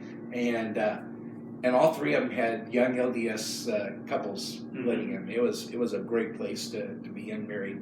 And so I'm walking. I parked the car and I'm walking towards the house. We were on the far end, and our next door neighbor comes running out of our apartment going, where have you been? It's like an hour plus since I got the call. And I go, why? What's the matter? She goes, your wife's going to have this baby any minute. I go, no, that can't happen. And she's going, the pains are 5 minutes apart. You got to get her to the hospital now. So I rushed to the hospital, and it was crazy, but everything came out all right. So I did that for about 4 years, and then I had a member of our ward who was a vice president of a big company, made really good money himself, and he had a friend who was vice president of Peking Corporation, which was the biggest supplier of sheetrock in the state. So here I've got sheetrock coming back again. And they had a couple of businesses on the side. And they needed a business that didn't make any money that they could use as a tax write-off. And they had bought a little print shop called Jet Age Printing for like $20,000. It was in back taxes. The guy had been closed down by the IRS because he couldn't pay his taxes. So they paid the taxes and owned this business, but they didn't know how to operate it. So they came to me and they made me an offer to pay me a little bit more than I was making managing this one. This was a 2-person shop, and it had 1 employee that was still there, and all she did was typeset. She had an IBM Selectric typewriter. Those are the kind that have the balls that you can change them so you can change the type. Instead of it being clickety-clack this way, it was a ball that when you typed it, the ball would rotate to the letter that you needed. And you could buy different balls that you could put on. It was one of the most expensive electric typewriters on the market, but you could interchange different font styles with it. So she could. This particular one was not far from Blaylock Community College, and their biggest business was doing resumes for kids coming out of college. They would typeset these resumes. Wow. So they came to me and said, "Here, we'll pay you a little bit more than you're making now, and we'll make it this deal. Every year for the next 5 years, we'll give you 20% of the business. So in 5 years, you'll own the business. The only caveat is you can't make any money. You can break even, but don't make any money because we need this as a tax write-off. And that's why we don't mind giving it to you at the end of 5 years. And it'll have served its purpose and everything will be good." So I'm thinking, how else can I own my own business in 5 years? And talked to your mother about it, and we thought this is great. So I went in and took it over. Learned that it had the same printing press that I had been using for 4 years, AB Dick 360, which is the most common of that type of printer out there, and we're real workhorse. But this one, it had been worked to death. On my press at Speedocopy, I could chunk out 6,000 copies an hour without any trouble at all. This one at 2,500 pages an hour started going. It would print, but it was not going to be very fast. And so I got in there, and within the break-even point on that was $3,500, I think, and that was with including I don't think they owed anything on the equipment. They might have been a little bit, but it was the cost of the lease and our 2 salaries was the main part of the break-even, and then whatever supplies we needed to do the work. And when it closed, it was only doing like $2,500 a month. That was probably the reason they couldn't pay taxes. They were going in a hole every month. Within 2 months, I had us breaking even. But I had it maxed out. I couldn't print another copy if I had to, because it just wouldn't go any faster. And so I went to the owners and I said, "Hey, look, I know I can do a lot more business. I know you don't want to make any money here, but if I had a brand new press, we could do a lot more, and it would jack up the break-even point, so I could do more business, be happy with what I'm doing, and later on we'll have a better facility with a better press." So they agreed, and I bought a Ryobi press. They were fairly new at the time, and it was gorgeous. I loved my little Ryobi, and it could do 10,000 an hour in its sleep. It was wonderful. So I started cranking things out. We got well known at GCC. We were doing really good work, and people started pouring in. And then I got to a point that I wasn't going to go any. I got to break even again, even though we had a higher break even within a couple months. And in the meantime, I had fired my typesetter. She was the meanest, most disagreeable lady I had ever been around in my life, and I just couldn't take it. But I felt so bad about getting rid of her that I gave her $100 bonus for severance. I never even heard of a severance before, but I gave her $100 severance, and at that time that was a lot of money. And I hired my best friend's sister, Karen Stapley, and she was great. Well, about that time, Jeff, the guy who had got me in the business in the first place 5 years before, came visiting, and he was things hadn't gone well. Nothing had worked out in his job. He was kind of saying, I wish I had. By this time, Speedocopy had folded because the 2 owners had retired, and they just closed up shop. And I said, "Hey, well, I'm doing really well right now, and I just have to break even. I think I could, if I brought you on, I could do some outside sales, and we could, it would cost us more money, and my break-even point would go up, but we could do it. So I did, brought him on, and sure enough, I got out and started hitting the bricks, and we started bringing the business in. He could print like crazy, and both of us could do typesetting, so we were able to bring in different kinds of jobs because we were setting up the type and everything, and things were going really good. And then I had another friend, his name was Charlie Brown, and you would swear that Charles Schultz had made the cartoon character off him. He had a round face, he was pretty bald, a little bit of hair up here was blonde. He the same shape as Charlie Brown, and he had the same demeanor. Good grief, nothing's going well.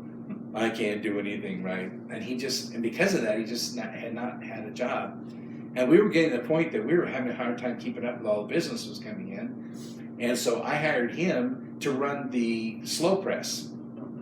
So we got 2 presses going. And things were just clicking. Just really going good. And we were now up to $9,000, $10,000 a month that we were doing. And just everything was going really, really well. And to the point that I then made Jeff the manager of the shop. I did full-time outside sales, and Charlie had learned to print well enough that we allowed him to get on the Ryobi and do the main printing, and then Jeff would back him up when we had an overflow on the other one. We did a couple. I landed during that time I got my next job from a printing job. A guy in our ward owned a tax business, and he did really well. I don't know if you remember the Tobers, but he did very, very well in his, and he had expanded it so that he would let independents do taxes. He would teach them how to do taxes, and then they could go to people's homes and do taxes under his license. And so he came to me and he said, I need to come up with a manual that I can give these guys. So he must have come in like October to get ready for the season starting in January. And he described it to me and everything, and it ended up being like a 300-page and that ended up being a huge job, a big money maker. We probably made $5,000 off of that job alone. And there was one of these that we had a deadline we had to get to, and Jeff and I several nights in a row worked all night long trying to get this thing done because we were on crunch time. But he really liked the thing, and he goes, "Hey, have you ever thought about doing taxes yourself?" And he invited me to come on board, and so I started doing taxes at night because the shop would close, at 6 o'clock or so, and I would go to taxes people's home and start building a tax business on the side. So things were going really good. And President's Day, that's February 18th, I think. It was a Monday. We were closed because it was a holiday. I get a call from the senior partner, the guy from Peking, who I didn't know. Up to this time, all my communications had been with a guy that in our ward that I knew. This guy I didn't know. He called me and said, "Hey, I need to talk to you. Can you come down to the print shop?" I said, "Sure." I came down and I was talking to him at the print shop, and he said, "We've been looking over the numbers, and you're doing really, really well here. In fact, you're doing a little too good. The way things are going right now, you're going to start making money and making good money very soon. We can't have that. This has to break even. And we've decided that if we take you out of the equation, it will break even again. And it won't grow anymore. So have a nice life." And all of a sudden, I've got nothing. I've got 2 kids and a wife to support. And by this time, your mother had when we were early married, had worked, but now she was a stay-at-home mom, and because I was making decent money, I could cover all of our expenses, and all of a sudden I got nothing. Well, I went in full bore into the tax business, took on more clients, and kind of tied it. That kept us going.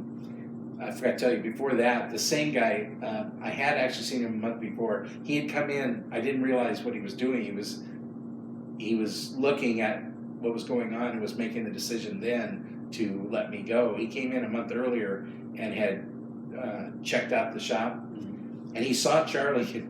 Charlie was really good at what he did and did phenomenal work, but he looked like Pigpen when he was working. He always had ink all over him, all over his apron and everything. And he said, "Get rid of him." And I said, "Why? He does really good work." "I don't care. I don't like him. Get rid of him." So I had to fire Charlie. That I felt so bad about that. Jeff and I were both wearing white shirts and ties because we were dealing with the customers. I put both of them in the car and drove from Glendale all the way out to Hyatt Regency to the Compass Room and took him to lunch at the Compass Room. And here this guy is covered with ink, wearing work clothes, and and I take him up to the fanciest restaurant in town and fed him a good meal, and then broke the news to him that he was unemployed. So I felt very bad about that. I was trying to help him. Then I lost my job, so I went full bore in finding Charlie a job, and I found him a job at Alpha Graphics, which he did really good, and went on to do really good, and continued, learned all kinds of stuff, loved the work, and learned more and more about big equipment and how to operate them. Then I lost track of him for a long time until your brother ran into him at the company he worked for in Tempe. The one that let him go. Bart. Oh, wow. Charlie was working there and head of their maintenance, taking care of all of their equipment. And he had learned it through me getting him into the printing business. So I felt really good about that. Anyway, sidebar on that one. So I'm helping him find the job, and he's in interviewing for the Alpha Graphics job, and I'm going through the newspaper trying to see if there's anything else available. And I see this ad for Daniel's Jewelers looking for salesmen. He comes out and says, "I got the job. I start tomorrow. Great, you're done." I take him home, and I head to Daniel's, and I get hired on as a salesman at Daniel's. Christown Mall, same place that I'd worked in Farrell's Ice Cream. Was it still running at the time? Farrell's was closed at that time. They'd gone out of business. So I get there. Zero experience in jewelry, I imagine. Zero experience in jewelry, but I've been a missionary for 2 years. And working with most of our customers were people that were getting engaged, young couples getting engaged, and they were fun to work with. What I didn't like about it is I found out immediately that they had this system that you had 5 to 10 minutes to close from the time you met the person coming through the door to close the deal. If you couldn't sell them something in 10 minutes, you had to turn it over to somebody else. That person had 5 minutes to sell. If they couldn't sell it, you ushered them out the door and took the next client on. It was just... and later, when I learned more about jewelry, I learned what poor quality we were selling. Part of the reason was because they ended up buying your mother's diamond there because I got a discount and we were just engaged. And so I bought her the diamond. Oh, no. No. I had bought the diamond there. No, I had 2 kids, but I had bought the diamond in the same place I ended up working. Oh, I gotcha. Okay. And they had told me there was this black spot in the diamond, and they told me that is carbon, and that's good because that tells you it's a genuine diamond. Later, I ended up learning how to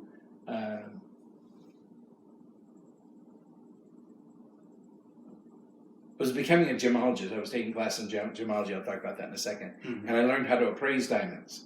And I learned that carbon spot was the worst quality diamond that existed. You did not want to see any of those carbon spots in a diamond if it was a good diamond. So anyway, I didn't realize it when I went to work for them, but I learned really quickly that they were hustlers. And just because of my demeanor and I get along with people really quickly, my first month there, I was the top salesperson in the store. Mm-hmm. I outsold the manager. I was there about 6 weeks when the regional manager came, called the manager out into the open area between the stores, where all the people are walking back and forth, and screamed at the top of his lungs at the manager and telling what an idiot he was that how could he let the junior member of the team outselling him? If that's the kind of person he wasn't going to last much longer. He better get on the stick and start selling diamonds. Came back in the store, called me off the side, promoted me to assistant manager in another store and moved me. So in less than 3 months, I went from not knowing anything about jewelry to becoming an assistant manager, and he moved me to Valley West Mall, which was right down not far from our house. I could bicycle to work if I wanted, which I did a few times. So I went to work there. I worked there another couple of months, but I wasn't happy. I had to work almost every Sunday. I didn't like that, and it did. This regional manager, just the way he treated people, just really bugged the tar out of me. I got another accolade there because I ended up selling a $40,000 ring, the highest sales anybody had in Phoenix, highest single sale. And the regional manager just came and was telling me, "Hey, you'll be a manager in no time. You keep this up." Didn't have the heart to tell him the only reason I sold that is I took 3 weeks with this lady to sell her. I didn't follow the Daniels process. And then while I was there, I kept noticing our only competitor was a jewelry store called Shoebach Jewelers. And I noticed they were closed every Sunday. We're in this major mall and they're closed. Everything else is open, but they're closed. And I thought, boy, that would be nice. So I started taking breaks and walking down there, getting to know them, and learned that Stan Shoebach was a member of the church, LDS Church, and that's why he had at that time he had 5 stores, and we closed all of them on Sundays. Most of the people that worked in the store were LDS. The manager was not, but the rest of them were. And I got to be really good friends with the jeweler in there, and said, "Well, listen, keep me in mind if something comes open." And sure enough, a couple weeks later, a salesperson job came. So it would be a step down for me, but it wasn't a huge pay decrease. It was a little bit, but it wasn't bad. But I wouldn't have to work Sundays anymore. So I went back and I told the manager. Now, I knew that if you gave your notice at Daniels, you got walked out the door immediately, which made sense because there was all that jewelry and stuff. They didn't want you pocketing stuff, taking yourself a extra bonus as you went out the door. But this little operation, it was just me and the manager that ran it. And I'd gotten to know him pretty well, and we trusted each other, and I'd saved his bacon a couple times. I had scared him with that $40,000 diamond. He had a bad habit of unlocking cases to let people see things and then get to talking to them and forget to lock the case. And he left that case open a couple different times, and I finally teaching a lesson. I took the $40,000 diamond out and went and put it in the safe back in the back room, and then went about my business. And a few minutes later, he's walking around and he does a double take, and the diamond's gone and the case is unlocked, and he just knew his job was over. But then I said, "No, I put it back there. Just wanted to teach you a lesson." Anyway, I told him. He said, "Okay, well, I'm not going to say anything until your last day," and that was going to be at the end of the week. So Saturday rolled around. Saturday was going to be my last day, and he's getting ready to call the regional manager and tell him that I'm quitting, and we were going to wait till the end of the day so that he wouldn't get stuck there alone. And in the morning, all of a sudden, the regional manager walks in. We're not expecting, and he calls me back in the back room and tells me that he's got a store that he wants me to manage. I've only been with the company 6 months, and he's going to promote me to manager, and it was a big pay raise. And fact, I think it was Christown. I think he was getting rid of the guy that I'd outsold, and I was going back to Christown. And I said, "That's a big decision. Can I talk to my wife? Can I take a break and go home and talk to my wife?" She said, "Sure." So I went home. All the way home, I'm thinking, I don't want this. I mean, I want it, but I don't want this. I don't like the people I work with. I don't like what I'm doing. So I told your mom and said, it's going to be more money. It's a big opportunity for us. And she goes, "But no, I want you back home on Sunday." She was just also didn't like the fact that I was working every Sunday. So I went back and I turned it down and told him, in fact, today's my last day. I've accepted another offer with the company.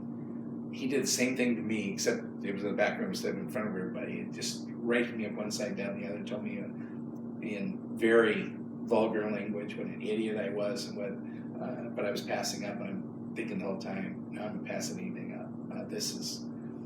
I don't need this. I don't need to work for you. So I went to Schubach. Now I'm taking a step back. I'm now a salesman again, and his managers have been with him for a long time, so there wasn't much of a chance of me getting promoted in the near future. But 4 or 5 months later, our manager had a heart attack and died. The jeweler became the manager, and I became the assistant manager. So within 5 months, I was back to the same position I'd been before. Can you answer the call? Hello? Yes, sir. Pretty good. I'm busy with something with my son right at the moment. What can I help? I'm in the middle of something with my son right now. What can I do for you?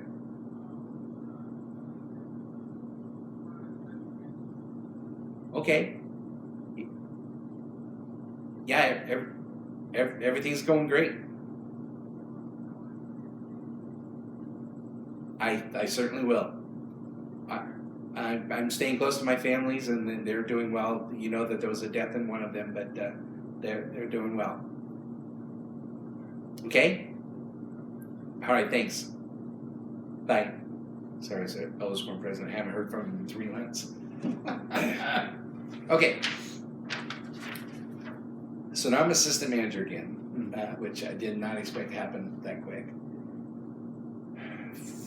6 months later, Stan Schubach shows up, tells me that he's lost the manager at their South Phoenix store, and he wants to promote me to that position, but it's going to be temporary because they're closing that store down.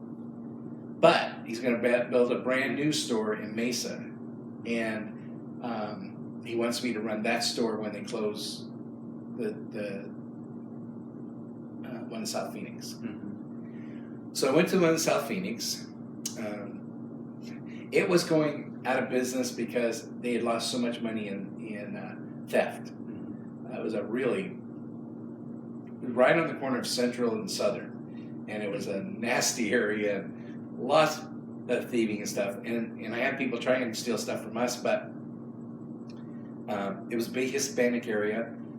I would speak to him in Spanish and talk to him and treated him fairly. And before I knew it, the word was put on the street that I was untouchable. Leave him alone. He's a good guy. Go steal from the other guys, leave him alone. Within 6 months, we were making a profit at that store that had not made a profit in almost 4 years. And Stan came in, he goes, "Would you stop it? I want to close this place." But we went ahead and closed it, and then we moved over to, that's when we moved from Glendale to Mesa, so that I could open up a brand new store as manager, and ended up working there the next several years. Probably would have stayed with Stan the rest of my life, but Stan was basically a small business owner. At the height of his business, he had 7 stores. Main store was Tower Plaza Mall, where he worked, which is not too far from where you are, and from where your office is, 40th Street and Thomas. and he had a manager there that also kind of was the supervisor for all the rest of us that were managers. Very loose organization. We were allowed to purchase jewelry from people off the street. They had a state.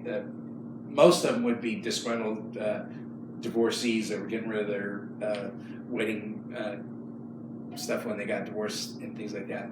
But and so I had to learn how to appraise at that time. I also did appraisals. I became approved to do insurance appraisals. I was I worked all the way up and passed all the tests to become a gemologist out of GIA, Gemology Institute of America, which is based in California. And I had all the certifications except for the final test. What they would do is they would literally send me diamonds in the mail, and I would have to, based on the training that I'd received, and I went through, there were a lot of lessons and stuff, it was kind of homeschooling, but there were lessons I would go through, and I would answer questions and tests and things and send them back. They would grade them, and then they would send these diamonds out and see if I could actually appraise them. And I became flawless. I got straight A's at doing these things, and I became very, very good at it. And the only thing that bothered me is we were only allowed to pay if we bought something off the street. We had to be able to know what it was really worth. We weren't allowed to offer more than 30% of what it was worth. It was kind of a fail-safe too, because some of the stuff we would melt down the jewelry and remove the diamond and sell the diamond or the jewels separately. Some of it we would sell as estate pieces if they were really good pieces. So you weren't going to get full retail price for them anyway. And cubic zirconias were coming out then, and they were really good, and they were hard. Unless you really knew what you're looking for, they could fool experts. And if you paid full boat for a cubic zirconia, you lost your shirt. Yeah. So by paying 30%, they kind of offset that. It allowed you some wiggle room that if you made a mistake, you could still be okay. But I never had anything that I bought that wasn't genuine and that we didn't make a good tidy profit out of it after I purchased it. Anyway, but I did feel bad because I knew that they weren't getting what they could get. They were getting better than if you went to those gold for dollars places. We paid much better than they did. So I knew that we weren't cheating them. I just wished I could have paid him more for what I was doing. But I really enjoyed it, and I really enjoyed the appraisal piece of it. Got really, really good at it, and Oh, you need to say something? Yeah, what's up? I just realized that 6 o'clock you were supposed to get that medicine. 8 o'clock. Go look at the thing. It's 8 o'clock. And so the only thing I was missing to be a certified gemologist was to fly to California and take the final exam in person in California. Never got to do that because I ended up leaving Shoebox. So I never quite became a certified gemologist, but I was trained. I left there because I would go 2 or 3 years at a time without getting a pay raise because Stan just didn't do annual reviews or anything like that. He would forget. And during that time, I got my next job, which was I was working taxes to help make ends meet, and I ended up getting a paper route, motor route during that time because family was growing, my pay wasn't increasing, I had to do something, and I fell asleep at work one day and just happened to be Stan would probably come and visit me 4 times out of the year. And one of those times he walks in and I'm sound asleep at the desk, and he asks my employee, "Is Bob okay? Is he feeling all right?" She goes, "He's just really tired. The paper route's kind of getting to him." He goes, "What paper route?" So wakes me up and talks to me about it, and I told him, I haven't had a raise in 2 years. I needed the money, and goes, well, why did you tell me? I didn't know you hadn't had a raise. And he ends up, long and short of it, gives me a raise that equals what I'd been making, found out what I was making in the paper route, and then just matched it for my raise. So I didn't get ahead, but I could quit the paper route. I also had found out, and he didn't know, that I was the newest of all the managers, the least senior of all the managers. All the other managers that have been with him for a while, when they became managers, got not only their salary, but a percentage of the business that they did. I didn't get a percentage. Wow. And I knew that for like 2 or 3 years because we talked to each other. And they would say, I had a really good year, I got X percentage. I go, what are you talking about? You're not getting a percentage? No, I'm not getting a percentage. And I knew that 2 of the other guys the jewelry they were buying, if they got a really good piece and they got a smoking deal on it, they would pay for it out of their own pocket and put it in a safe. Both of them ended up opening their own jewelry stores as competitors with this stuff they had bought when they were working for Stan. It's supposed to be using his money and buying it for him. I didn't play any of those games. And they're getting on these percentages. And then the thing that really cooked it is I ended up having a $20,000 single sale, this emerald cut diamond that was gorgeous, that we had $4,000 in it. I sold it for $20,000, because we got it as a state piece, and so we didn't have a lot of money into it. Stan called me and congratulated me on the sale. That same week, George, one of the other managers who got a percentage that I wasn't getting, sold a $16,000 diamond that we had $8,000 in. He gave him a week's paid vacation to Hawaii with his wife for this big sale he had. And I got to thank you when I made twice as much money for the company off my sale. That was it. I had it. I was done.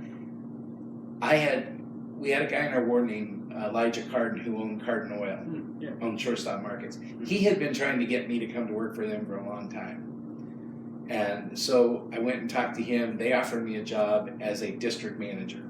So it was a promotion, it was more money, and so I accepted the job, went to Stan, said, I'm done, I'm finished. And Stan then offers to promote me to the number 2 guy in the company, give me a huge raise and a percentage.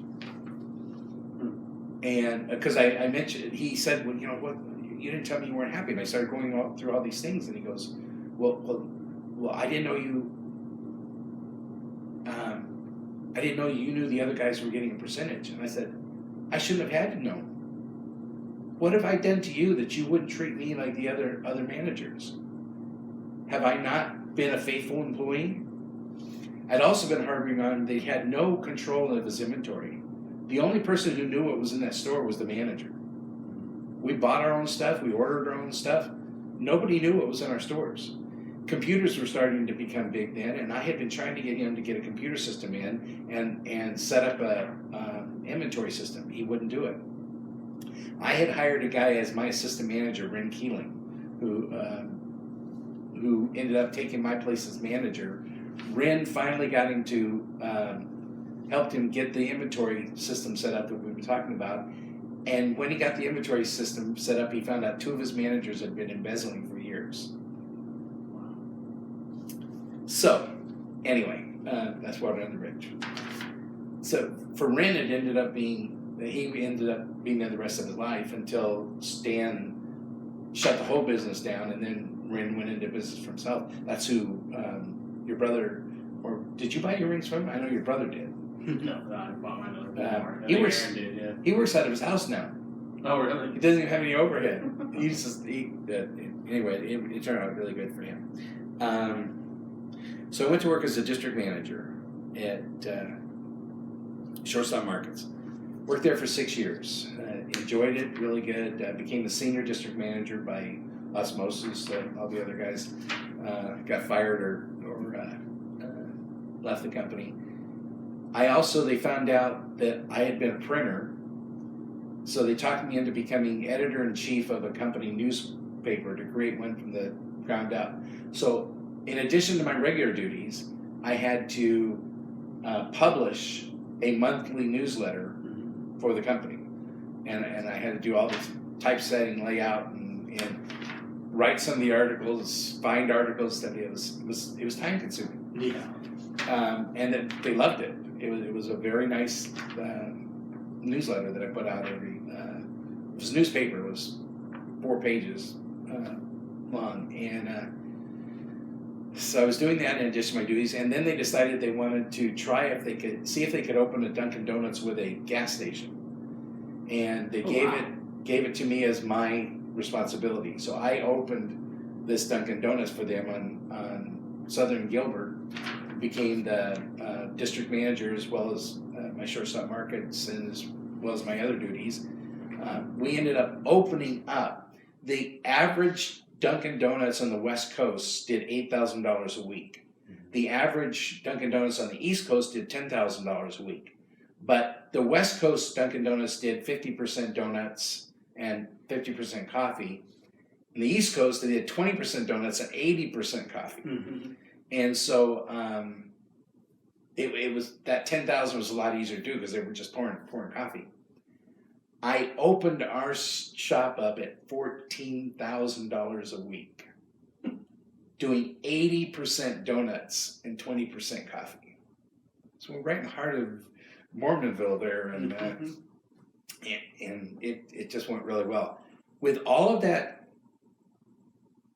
going for me, again, I got raises every year, but they were negligible. I was making maybe $18,000 a year, but I knew that 7-Eleven started their district managers at $24,000 a year, but you had to have a degree that I didn't have, so I couldn't even apply for them. So I was kind of taking that into consideration, but I also thought my experience level kind of added up to a degree as well. So I was getting a little antsy, and then the clincher was my boss called me in for annual reviews. We got a modest bonus if we did certain things during the year, and I maxed my bonus every year. It wasn't a lot of money, but I maxed it every year. Called me in and told me that I was getting my annual increase, which was, a couple percent, which was about what that bonus was. And he said, but it's going to take you up to a point that you are above you've maxed out on what we can pay you for a district manager, so you're no longer bonus eligible. So in other words, he just told me, you're going to make the same next year as you did this year with all the other stuff that you're doing. I got no extra incentive to do all this extra stuff.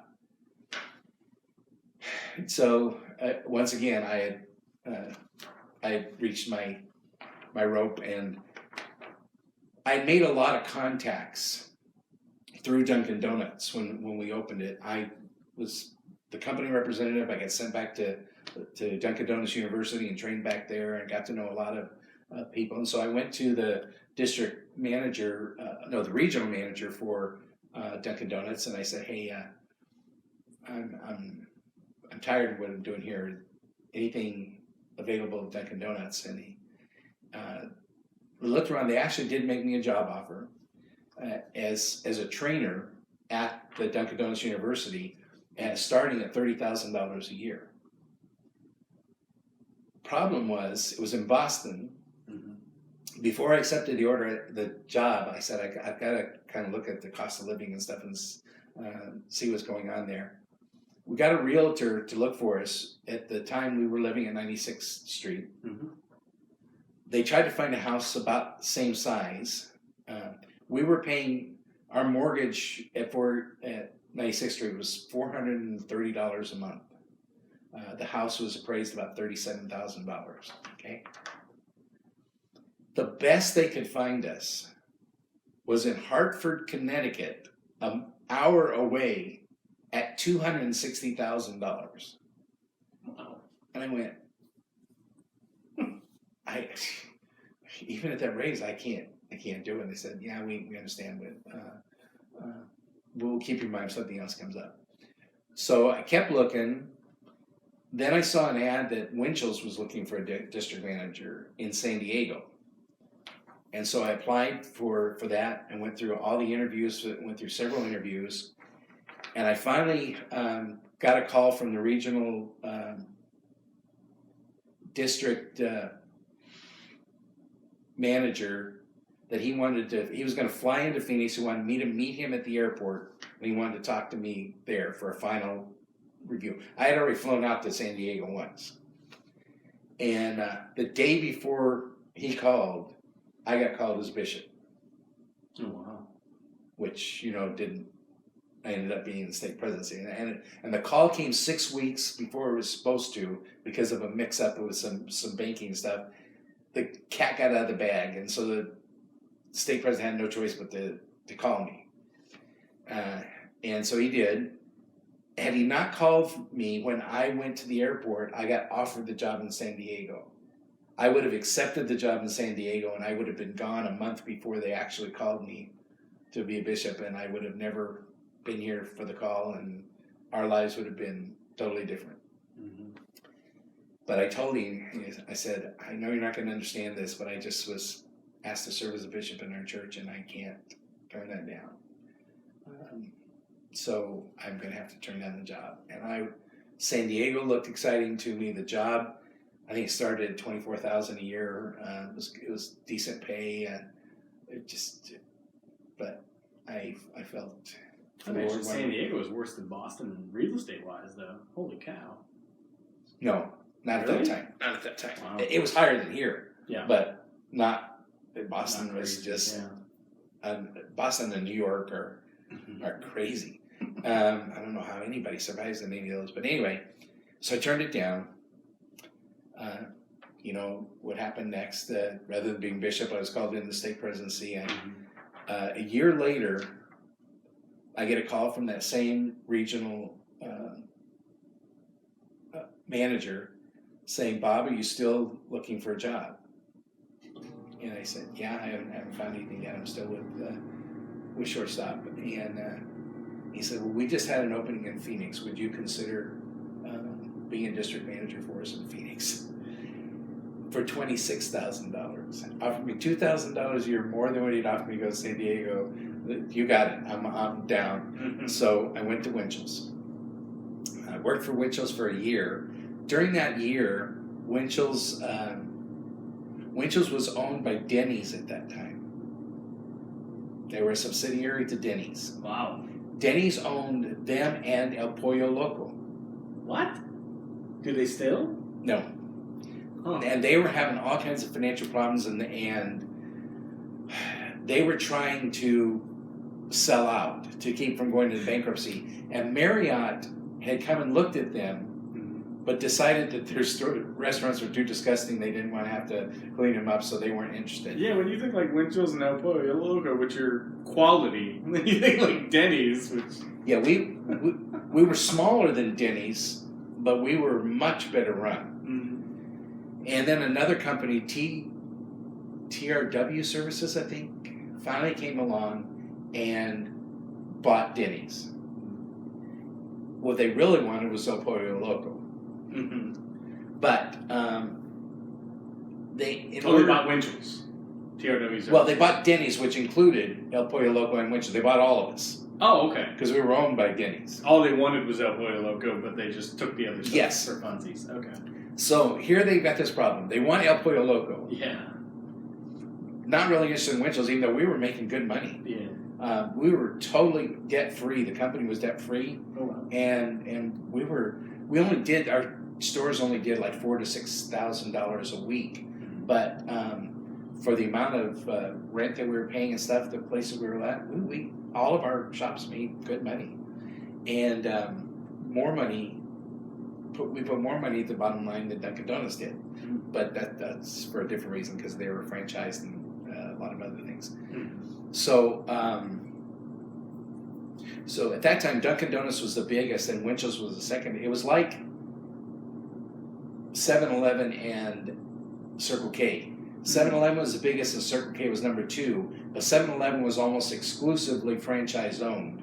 They only had a few shops that they owned themselves, and Circle K was totally company owned. Same thing with Winchell's. They were Dunkin' Donuts was almost all franchise owned, and Winchell's was totally company owned. So anyway, nice guy. I loved the people I worked with. I liked the job. I was making good money. Everything was going good. I thought, okay, I'm finally settling in. I've got something that I can grow in, and then all heck broke loose. Because when TRW bought Denny's, they decided they wanted to spin Denny's off, but the only way they were going to do that was to fix Denny's up first. And they were too far in debt to do anything. So what did they do? They mortgaged Winchell's. They got as much, $8 million or something. They mortgaged Winchell's and then poured all that money into Denny's to fix it up. And then they just pieced out Winchell's. They started selling us off. Half the Winchell's that got sold off at that time were bought by PepsiCo, who turned them into Pizza Huts. But all of a sudden, overnight, within weeks, this all happened. I get called from the regional manager, and he goes, "Bob, we're going to close half the stores next month." And we had 2 district managers at the time here in Phoenix. He goes, and I was the junior member. He says, "We're going to keep you, and we're going to let Chris go. I just wanted to let you know you got to keep it under your hat. I wanted to let you know what was going on." And I'm feeling really bad. Chris is a good friend, and not only that, but he ended up getting converted through me, and his wife got converted from me, and they got married, and they own their own donut shop, Mom's Donuts in Texas now, and they're doing great. Oh, wow. But I was really antsy. I didn't know what was going on. Very next day, the regional district manager from Dunkin' Donuts calls me and says, "Bob, you wouldn't still be interested in the job, would you?" And I said, "What's going on?" He goes, "We need a district manager in Phoenix. We can only pay $34,000 a year to start. Would you be interested?" You sign me up. I'm there. So I called up. I accepted the job immediately. I called up my regional manager. I said, "Don't fire Chris." I said, "I just got offered a job. I'm gone." So I went with Dunkin' Donuts, and it couldn't have been more perfect. Most money I'd ever made in my life. I'd had company cars before, including Winchell's. Winchell's, I had a Taurus, I think was my company car. Oh, wow. All the other places they'd been like Corollas and Hondas and things like that. I go to work for Dunkin', and he says, "Okay, we need to get you set up in a car. Here's what you can pick from." And he lays out Buick Regal, several different full-size cars. And I chose a Buick because it was a passenger car, but it had bench seats in front and back, and 6 people could comfortably ride in this thing, and there were 6 of us at the time. So I picked that beautiful car. I love that car. Oh, I miss it. And so I went to work for them. Everything was going good. It was a different kind of job because now instead of managers working for me and I'm managing them, I am now a resource as a district manager to the owners of these franchise Dunkin' Donuts. And it's my job to help them be successful. So I got right into it. When I came on board, the Phoenix area was 5% behind the previous year in sales. And they had 4 years in a row that they had dropped. The first year that I was there, we ended up 5% ahead of where we've been. We turned it around, and we're going the right direction. No sooner did I get all that going on. Your mother's pregnant with Debbie. Things are looking really up. They fly me back to Boston several times for meetings. First time that I go back there with all of our team, our team goes out to lunch together, the Western States team. We went to dinner. Some posh restaurant, steak, lobster, and everything. The bill, when it was over, we all had American Express cards that the company had issued us, that the company paid for. And they said, oh, by the way, you're the new guy. You get to pick up a tab for everybody. Use your company card. $1,500. This is in the 80s. I mean, and these guys have been. I don't drink. These guys have been popping back wine and stuff. And and I'm thinking, during that year, I got one negative written warning in my file. And it was because I wasn't spending enough money when I was on the road, and I was bringing the average down of what they spent. And I got in trouble for not staying in nice enough hotels when I was on my own visiting place. So I had to up my game, go to night. I had been in companies my whole life where it was Motel 6s. Can't you find anything cheaper than Motel 6? Is that the best you can do? I mean, you can eat at Denny's while you're out, that kind of stuff. And here, I'm thinking, I have found my home. This is it. Everything's going good. Come to November, been with the company 18 months. Oh, during that time, some realtor in Canada, some really wealthy realtor, decided they wanted to own Dunkin' Donuts, and it was a public company. So they started buying up stock as fast as they could to try and get a majority stock to own the company. Well, the company had to do something to fight it, so they started an employee stock purchase, and the company bought stock in our names. Oh, wow. So I've got this retirement plan building up for me now that with them buying the stock for me. All of a sudden, on the week before Thanksgiving, my boss called me and said, hey, can we meet for lunch? I need to talk to you. Sure. So I got together with him, and he said, there's no easy way to tell you this. Company's been sold out. Same company, they sold it to a company in England so that the realtor in Canada couldn't get it. It was the same company that had bought Baskin & Robbins and Hoagie Yogi. That's why they're all three. They have joint things together because they were all bought by the same company. And he said, they're bringing in all of their executives. So everybody's being pushed down. And I'm losing my job as regional manager. I'm taking your job as district manager. There's nothing below me. Because it was a franchise thing. I couldn't even take a manager job. So here's 3 weeks severance pay. Have a nice life. Week before Thanksgiving, your mother late pregnant with Debbie, Debbie was born in January. And I'm unemployed. Yeah. Very frightening. Yeah. How many managers are hired during the holidays? Right. Lots of part-time people are hired. Fourth quarter, you're looking to cinch up the books and be in the black. Yeah. So I just started hitting the streets and seeing what I could find.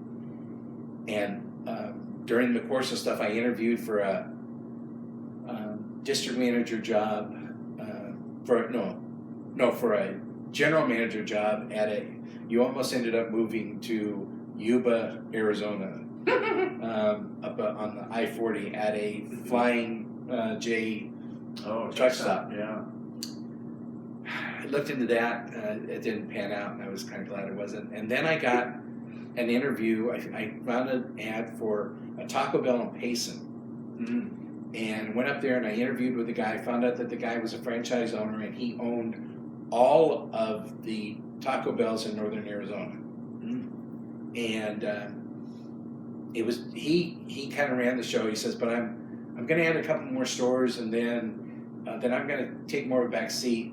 I really like the fact that you've been a district manager, because if I can get you in here as a manager, then I can replace you down the road as a manager and make you a district manager and run the whole thing." And so I was feeling really good about that. The pay wasn't really great, but we'd have to pick up and move to Payson, which I didn't mind. Your mother wasn't really happy with it. But I'd also have to give up. I was still in the state presidency at the time, and there was a lot of stuff I'd have to give up here. But I was going to have to do something. And a week or so after that, I found an ad for a manager trainee for Taco Bell for the corporate side. And I interviewed for that, and I got the job. And that's when I went to work for Taco Bell here locally. But I was starting, after being a district manager, I'm now a manager trainee again. Where I started after my mission as a manager trainee, I'm back at the bottom again. And this is, back up. what year is this? This is like 90... As a matter of fact, I wrote all of that down. 2? That would have been in...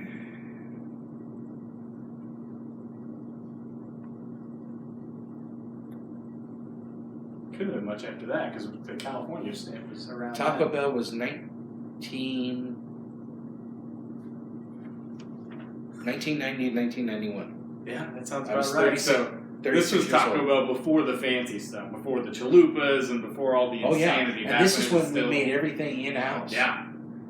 From scratch. So, I left one job out here. I think I have to count it, even though I did it 3 different times in 3 different places, because I got paid a stipend. It wasn't very much, but I did get a stipend. I was a seminary teacher too. Oh, right. Which you know about for Yeah. for a total of about 7 years. Early morning. 3 different places. Yeah, early morning seminary teacher. Yeah. On top of everything else. Yeah. But the stipend was so small, but that it usually just went to buying donuts for the kids. And, I think once I might have taken part of it to pay part of our trip to Disneyland, but it really wasn't putting food on the table.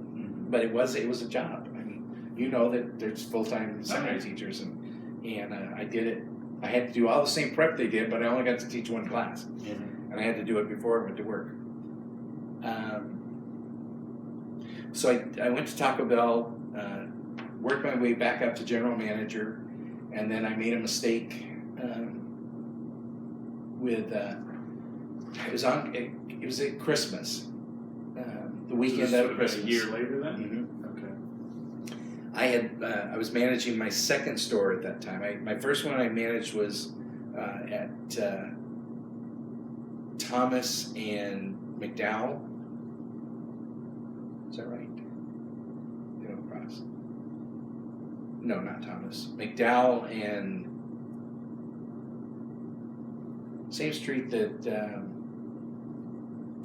the Wave place is. Like Hayden? Or Hayden, yeah. Clinton? Hayden and McDowell, that's where I was. Okay. And I managed that one. Did real well there because they'd had real trouble getting help there because we normally hired teenage kids. And that's right in the heart of Scottsdale.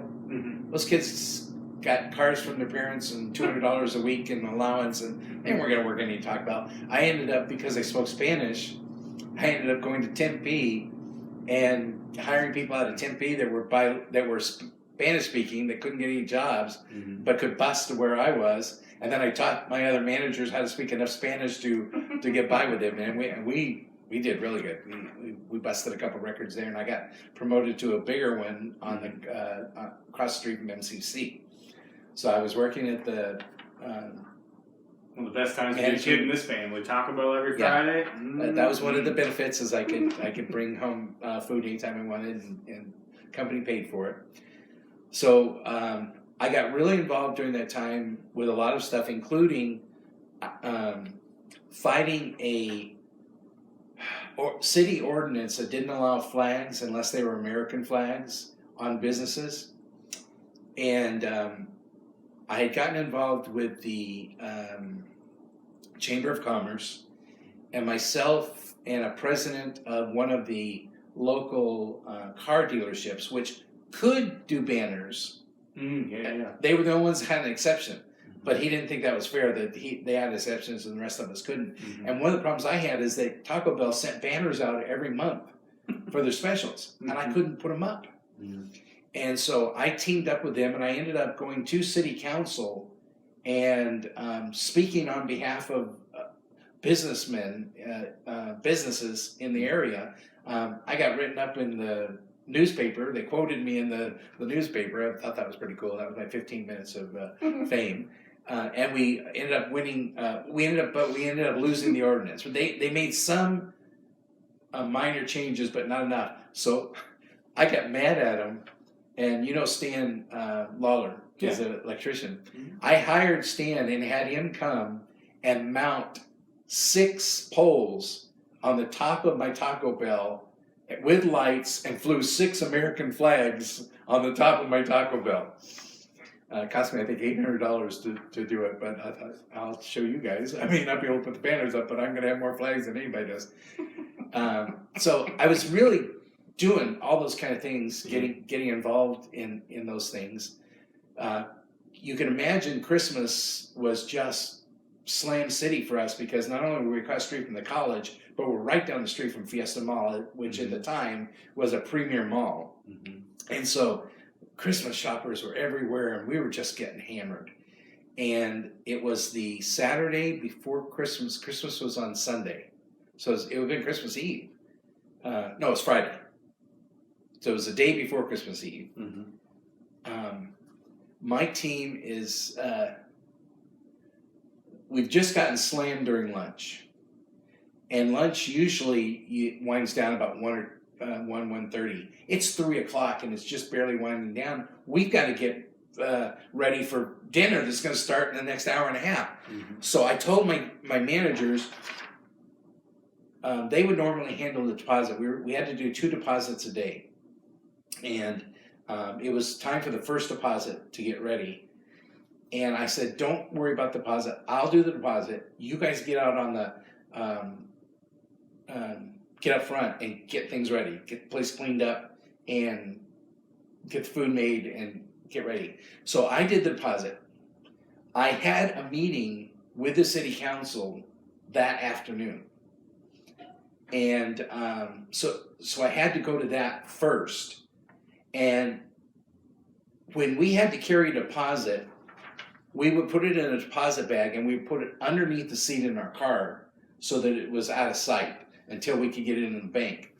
And I didn't have time to get it to the bank. I was running too late. So I went to my meeting and it was a horrendous meeting. Went 2 or 3 hours. When I came out of the meeting, my brain was fried and I was tired and I went home.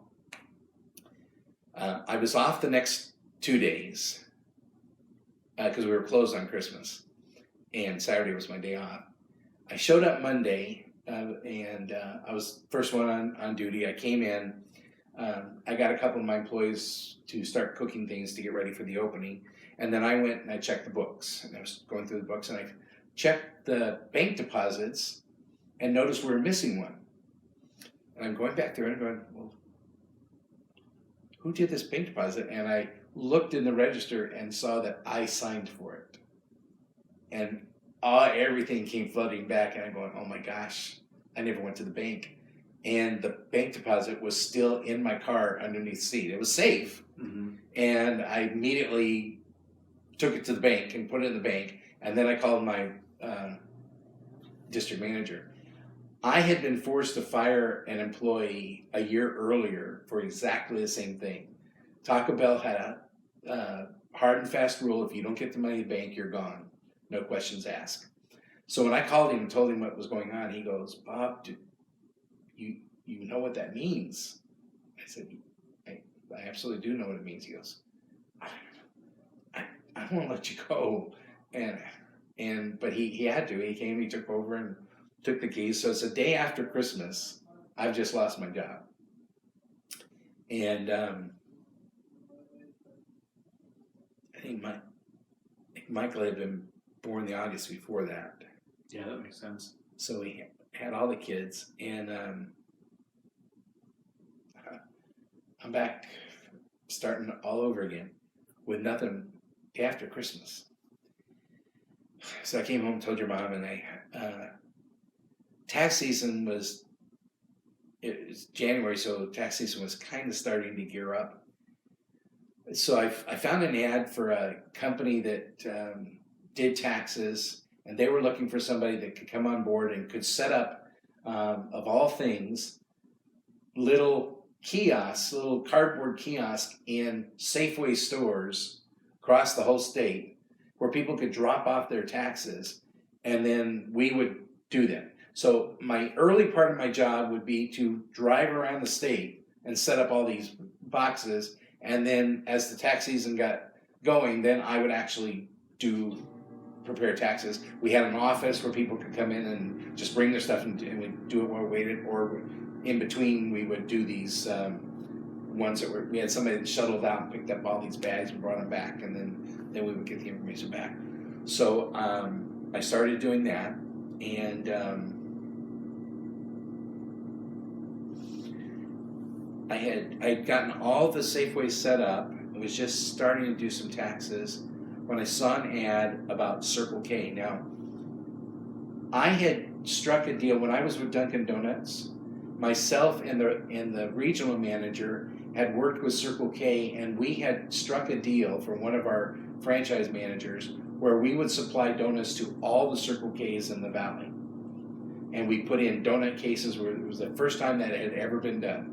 We were the brainchild of it. Now they're all over the place. OT has them, but nobody had ever done that before. We created that, and we had to find a supplier to build the cases, put the cases in. We had to get an owner that was willing to buy a Dunkin' Donuts that the franchise owner had left, had vacated it, and we got but we had to get an experienced owner that had some money behind him. We found one in Florida that was willing to do what we wanted to do, because what we did is we blew out the back of the Dunkin' Donuts and built an entire huge baking area, and then we brought in the first ever machine like Krispy Kreme now uses.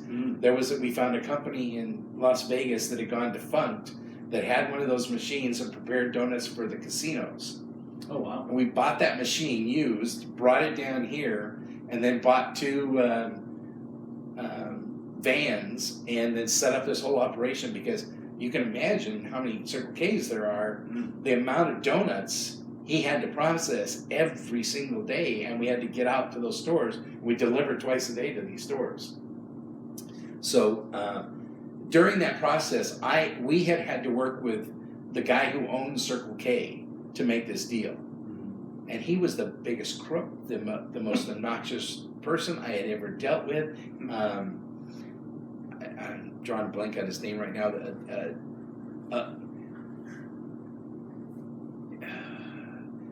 What's the name that's on a lot of the billboards? Because he ended up buying all those billboards. There he is. All I can think is Clear Channel. That's not it. No. Anyway, he was not a very nice person. Mm-hmm. He had his number 2 guy, his senior vice president for the company, was also his driver. And he would take him wherever he went, to all these meetings. And if something happened he didn't like, he would chew him out in front of us. Thinking, I will never, ever work for Circle K. And I'm going through these ads, and here's a district manager position for Circle K. And but I also knew that in that previous year, this guy I'm talking about, I'll think of his name in a minute, remember I told you he was number 2 to 7-Eleven. He had decided he was going to build his company up big enough that he was going to match them in size. And he was less than half their size at the time, so this was a huge undertaking. The only way he could do it was he started having Circle K's built in mini malls, and the mall place would put up the money to build the store instead of us building our own freestanding store like we normally would. Wow. The mall would build the mall and then lease it back to him with huge rents. And so because of that, he was able to almost double the size of the company in a very short time. But what was happening was we were now ending up with this pyramid scheme where all was going to collapse because half the stores out there that are brand new couldn't afford the rent payments that they had. Yeah. And during that time, the stock just rose dramatically. He owned most of the stock. he suddenly, when it was at its crest, sold out all of his stock, dumped the company, and left it in bankruptcy. and then he bought this billboard company with the money. So he was no longer there, and a company that an investment company had bought Circle K out of bankruptcy and had hired the number 2 guy in 7-Eleven to be the president. Oh, wow. And he was starting to hire a bunch of people from his 7-Eleven, stealing people from 7-Eleven as district managers. And I came in during that time. My first year or two that I worked there, most people thought that I had worked at 7-Eleven before because I came in with that same flow. But I ended up getting hired as a district manager, went to work for Circle K. Make a long story short, what I really wanted to be was a human resource manager, but I didn't have a degree. Where along the road had you discovered that? Was it like in the Taco Bell phase, or when had you seen HR and thought, hey, that's my jam? I had first thought of it at Cardin. Oh, that far back? Okay. Yes, because one thing I noticed is that my fellow district managers, there were some of them that were high risers, would fly up really fast, could make all the numbers and do everything right very quickly, and they'd get promoted. And as soon as they were gone, everything would fall flat on its face. I would make the same numbers a little bit, it would take me a little bit longer, but once I made them, they were there whether I was there or not. And it was because I built trust with my people. I was using human resource techniques that I didn't even know existed, that I hadn't even heard about before. I learned later that I naturally managed the way human resources now teaches you to manage. You manage people, not product. Yeah. Right. And I get their buy-in rather than it's my way or the highway, which the other guys did. You will perform or you get out of here. Yeah. And they performed, but as soon as the pressure was taken off, they'd go back to their old ways. When I got successful, got my people to be successful, they were happy about it. So they continued to be successful. But I didn't have a degree. Mm-hmm. And then I really got into it at Taco Bell. I was actually started my degree in Taco Bell. I was planning on becoming human resources with Taco Bell. They did a thing in Arizona where they tried an experiment where they had they put stores in what they called pods. Each one had its own individual general manager, but in each pod, one of those general managers would have a specialty for all of those stores. My pod, my specialty was human resources. So I not only managed my store, but I did all the human resource and personnel stuff for the other stores in my pod. So I was already starting to do it. And I loved it and wanted to do it, but I needed the degree. So I started as a district manager. I had been a district manager a couple of years with them when I again lucked into a situation where human resources was partnering with a district to experiment with some stuff. They picked our district because we were closest to the corporate headquarters. Mm-hmm. And so we started working very closely with human resources to see if we could improve the kind of managers that we had through testing processes, through training processes, all HR stuff. And I got right in the middle of it. And ended up, they created this program and they decided that they needed that most of our managers would not be able to meet the minimum requirements of this new program. So they'd have to clean house to make it work. Or at least demote them to assistant manager and bring in the quality. Because before, to become assistant manager in Circle K, you just had to be the last man standing and somebody handed you the keys. And so they didn't have the real leadership background that we're looking for. So anyway, what we decided we were going to experiment with our district. We had 75 stores. They wanted to see if we could turn all 75 managers in 3 months and bring in these higher caliber managers. We were going to pay a little bit better, and we weren't going to just run the other managers out. We would keep them as assistant managers, but we were going to upscale our management team and put some money behind it to make it work. So they knew I was really interested in HR, so they made it. they asked me if I was willing to try an experiment and step out of my district manager role and become a recruiter. They'd never had a recruiter in Circle K. It didn't exist. There wasn't anything I could go to a mentor or anything. I had to create the job from day one. And I became a full-time recruiter for 3 months. The end of that 3 months, we had hired and placed 78 managers. So proved it could be done. Well, I worked myself out of a job. By then, I'd been replaced, and so they had an area training manager position, which was on the same level as a district manager that had just come open, and that was close to being HR. That was training, so they offered me that position. So I took the area training manager position. While I was now I am actually reporting to HR as area training. So I'm building these relationships.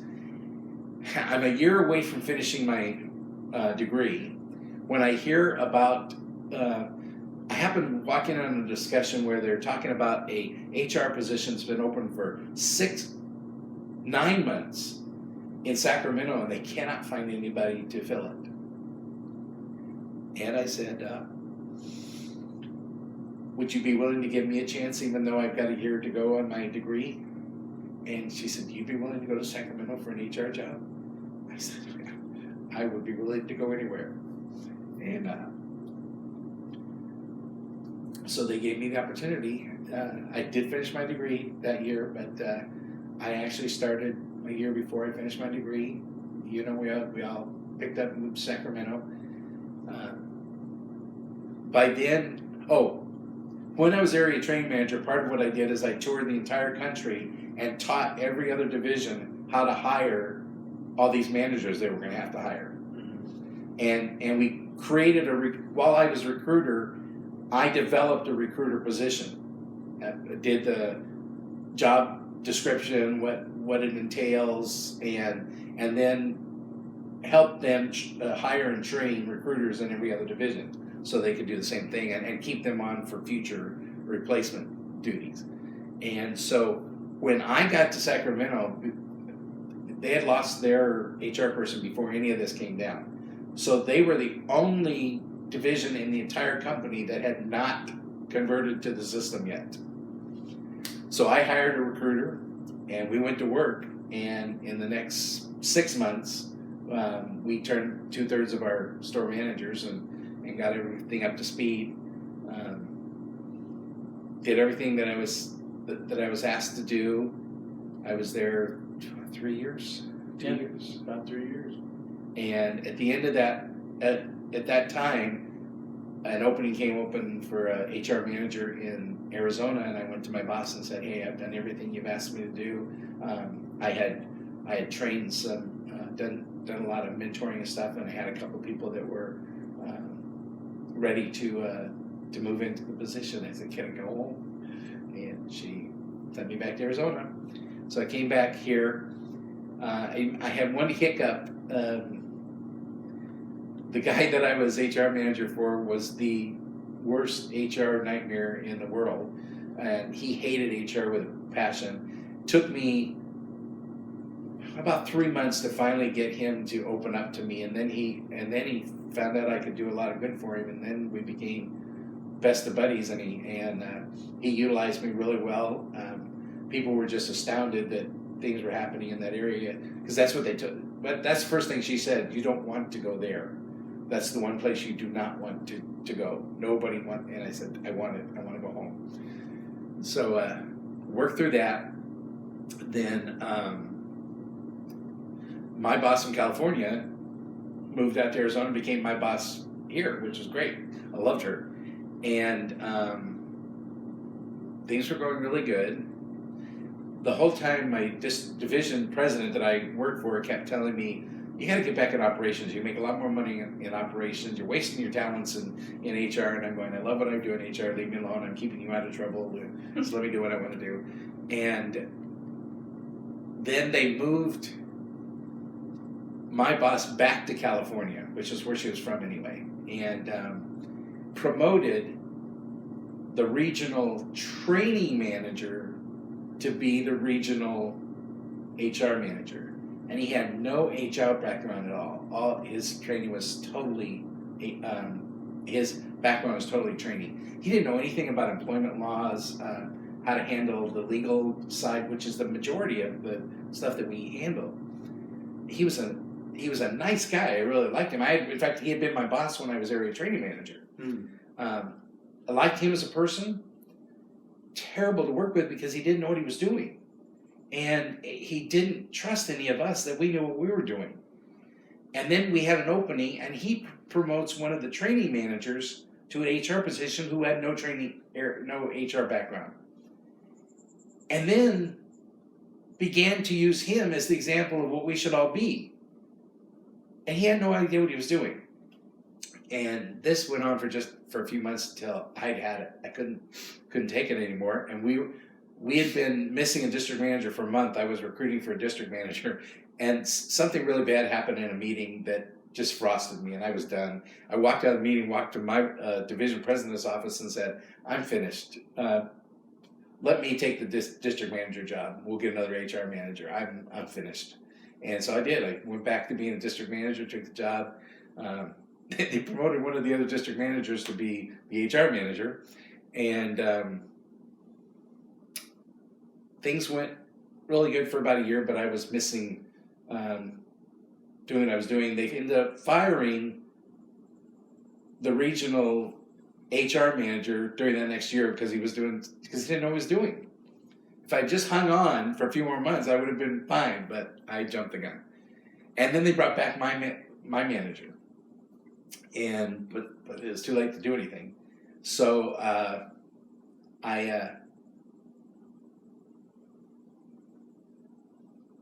was just trying to do my job as a district manager. I had all the stores from Globe to Morenci. So I had to drive a little over an hour just to get to my first store. And it was a 4-hour drive to my last store. And what was comical is we had another district manager they had promoted from Globe who lived in Globe and had all the stores in South Phoenix. So we're passing each other every day, and I kept saying, we need to switch this up. And my boss kept saying, you don't want to because he's got the worst inventory in the company. You've got the best inventory in the company. You don't want it. The worst thing in Circle K, you could get fired for inventory faster than anything else.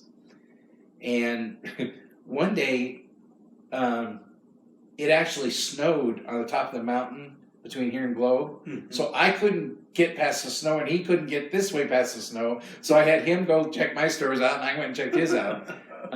And then we went to the boss and said, "This is nuts. We got to change this." So we swapped, and things were going good. Yes, I did have bad inventories, but I was making improvements. This other guy was the newest district manager, didn't know what to do, and he was just losing ground. In fact, when he took over, he started losing ground in my area, and it went from first to third in inventories. Anyway, the next few months went by, and the division president had talked me into making the move with a promise that he would promote me to sales manager. Since I had become district manager, he had 2 openings for sales managers and given both of them to somebody else. And so I was getting a little perturbed that he wasn't keeping his promises. And then the senior vice president of the company met with all the district managers in the West Coast, and he made a comment. He said, "Look, I know a lot of you want to get promotions and things, but I'm going to tell you, if I don't know you, you're not going to get promoted. So if you want to get promoted, you need to make an appointment and come see me. I need to get to know you. Come and talk to me and tell me you want to get promoted, and then we'll do something." Well, during that time, I sent him an email saying, "I'm interested. Can I set up an appointment with you?" About the time I sent the email, we were doing a group project, and our division president shows up with a former female manager who he had talked into quitting so that he could keep her on the side without getting in trouble. He was married. Oh, wow. Yes, and he was paying for her rent and everything. He brings her in and starts working her off the clock. That's a terminable offense. And that's the very things he had asked me to keep him from getting into trouble with as an HR manager. So I contacted the HR manager, said, look, this is what happened. You need to get with our boss and tell him, Dwayne, knock it off. This isn't good. Oh, that's who was doing it. Okay. Yeah. And so I wasn't trying to get him in trouble. I was trying to get him out of trouble. So he goes and tells Dwayne that. And Dwayne goes, well, okay, I know I shouldn't be doing that, and I won't bring her anymore. And then he turns around and calls all of us district managers in one at a time in his office and point blank says, are you the one that turned me in? When he got to me, I said, yeah. What'd you do that for? I said, Dwayne, you told me to do that. You told me to keep you out of trouble. I didn't turn you into your boss. I went to the HR manager to help you stop doing that. Oh, okay, I understand. Within 3 days, I get an email from the senior vice president saying, it just said, meet me in my office on Friday at 3 p.m. He was responding to the email I had sent him. Mm-hmm. And he copied my boss on it, who didn't know I had sent him that email. Dwayne immediately assumed that I was meeting with him to rat him out. Wow. My life became hell. He did everything he could to get me to quit. Told me what a bad job I was doing, put me on a 6-day work week because I was doing such bad work, wrote me up for all kinds of stuff, but then he made a fatal error that he came in. He knew he had me working Monday through Saturday. He comes in to inspect my area on Sunday, the only day I don't work. And then on Monday calls me in the office, and he's got a legal pad with like 4 pages of notes of all the wrong things in every store. Every store was subpar. And I had just been in the stores the day before, and they were awesome. There was nothing wrong with them. I think, how could we have an earthquake or something? What the heck happened? And I'm near tears as he's got the HR manager. He brings the HR manager, sits him there, and gives me an ultimatum. You've got 1 week to clean all this up, fix all of this, or I'm going to fire you. So I took his list and I headed out to the area and went to the first store that he gave me and started looking at this laundry list of stuff. And one of the things on is they had name tags they were required to wear. Mm-hmm. And it said, 2 employees on duty, neither one of them in name tags. I thought, that doesn't sound like my employees. They know better. And, but how am I supposed to, wait a minute. We've got videotape. Yeah, you do. So I go pull the videotape out, and sure enough, in he walks in Bermuda shorts and a Hawaiian shirt and flip-flops. He's supposed to be doing an inspection, and he's dressed like that. Both employees are there. He shakes both of their hands in front of the camera, and bold as can be are both of their name tags. And I can see some of the other things that he said was wrong, and it ain't wrong. So guess what I do? I pull out the tape, I slip a new tape in, and it goes in my briefcase. And I start out looking at the other stores. The last one I went to was one of my best stores with one of my best managers. And he had just ripped the interior of the store apart in these notes. She goes, Bob, I had an employee call in sick yesterday. I came in to work in their place. I was here when Dwayne came here. Dwayne drove up to the pumps, filled up his truck, and drove away. He never came in the store. He never even came in and said hi. Didn't even know I was in here. So pulled the tape out. Sure enough, that's exactly what happens. In it goes. The end of the week, he calls and says, I want to meet you at Cracker Barrel. Now, when I was his HR manager, we fired three district managers, and every one of them, he had them meet him at Cracker Barrel, and the HR manager was there, and he fired them at Cracker Barrel, and then took their keys and had the HR manager drive their company car home. So he calls me and says he wants me to meet at Cracker Barrel. So I get to Cracker Barrel. Now, he was smart enough to know that he didn't have enough on me to terminate me, not even close.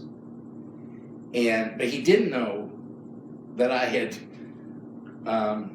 but I had this ace in the hole now, and I'd taken copious notes, and then I sat down and went back and started writing down all the things he had done during that time period.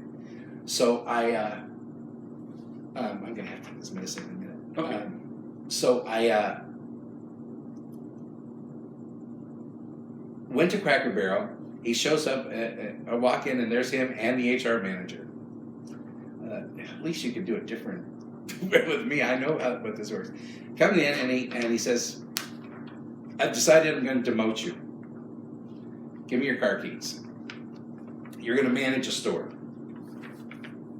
I said, "Okay, but you're not going to manage in my division. I don't want you anymore. I'm sending you over to so-and-so's division. You're going to manage the store on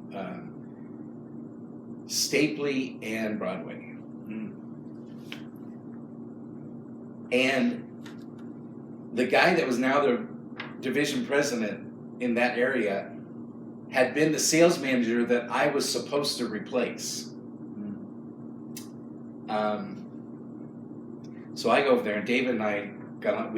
He had been the sales manager when I was the HR manager, and we were good friends.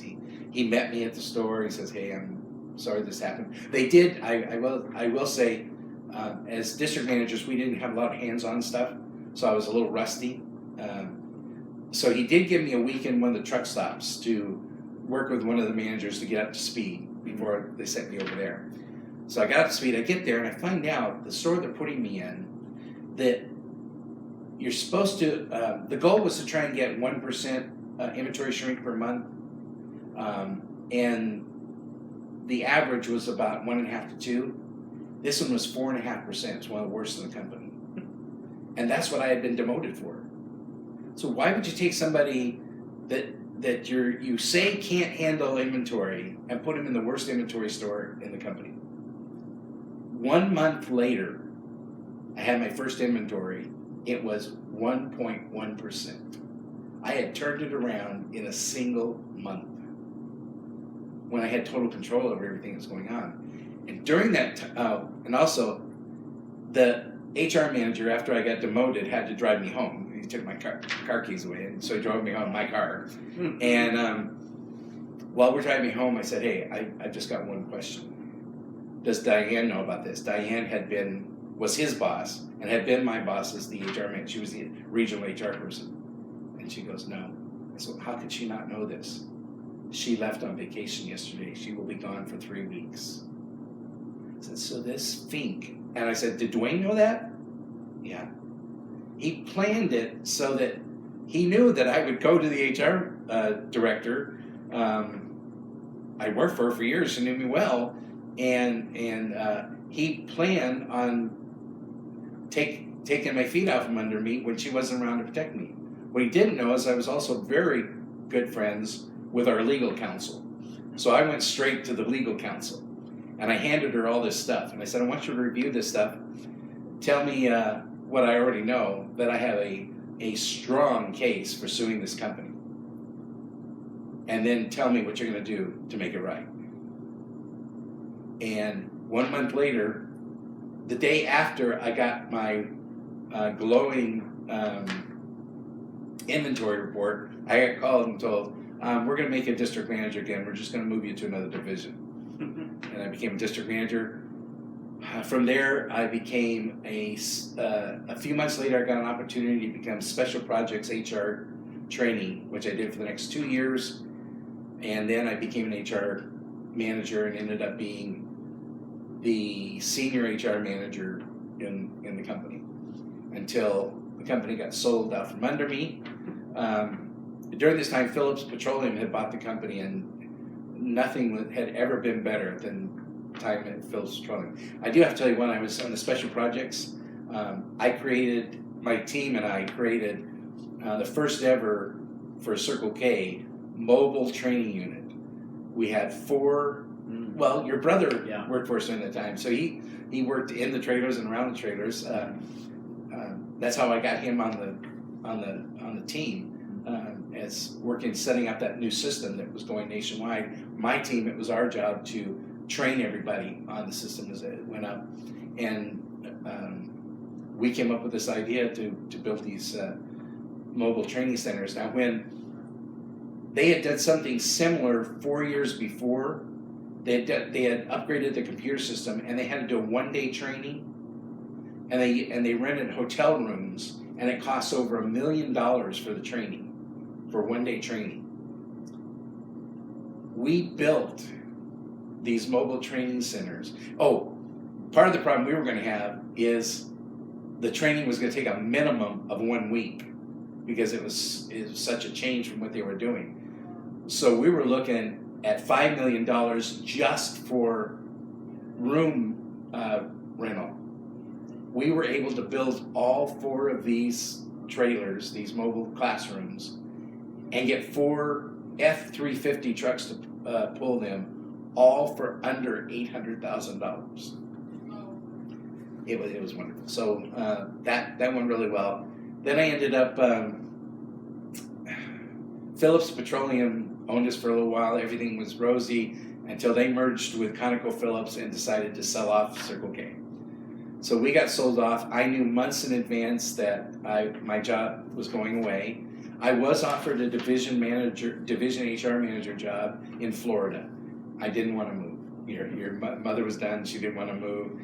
So I interviewed a couple of different places, and I had 6 months to decide what to do.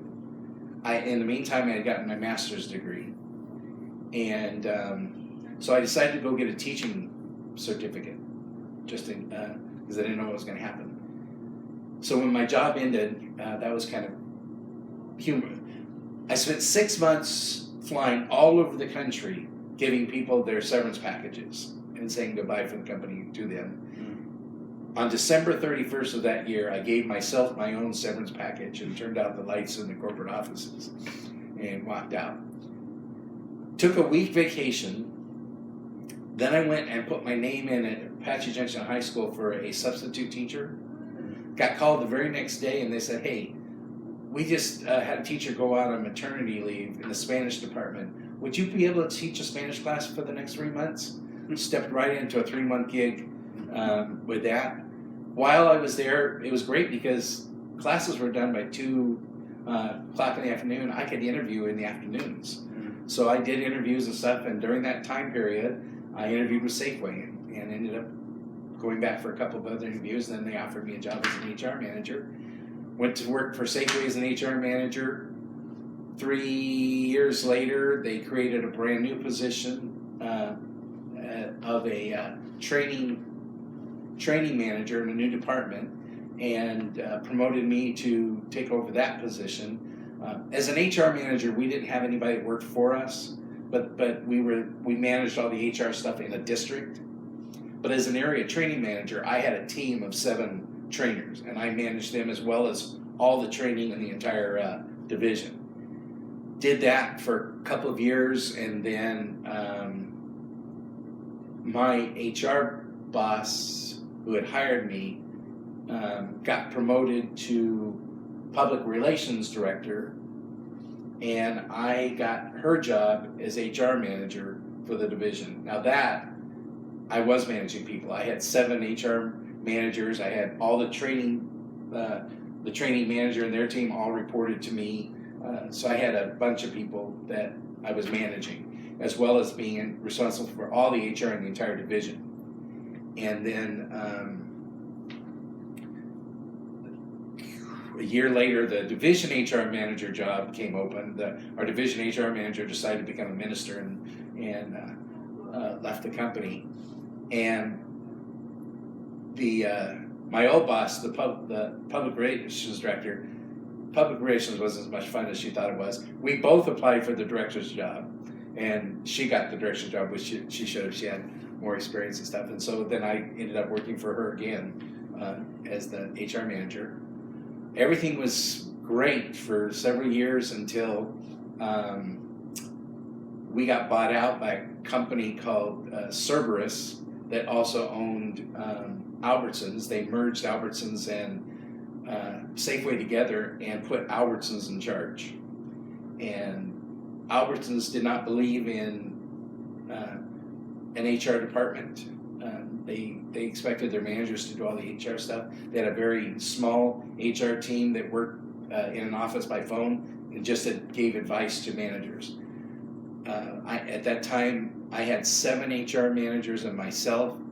6 of the HR managers were released, and myself and the senior HR manager were both given jobs as area managers in this new facility.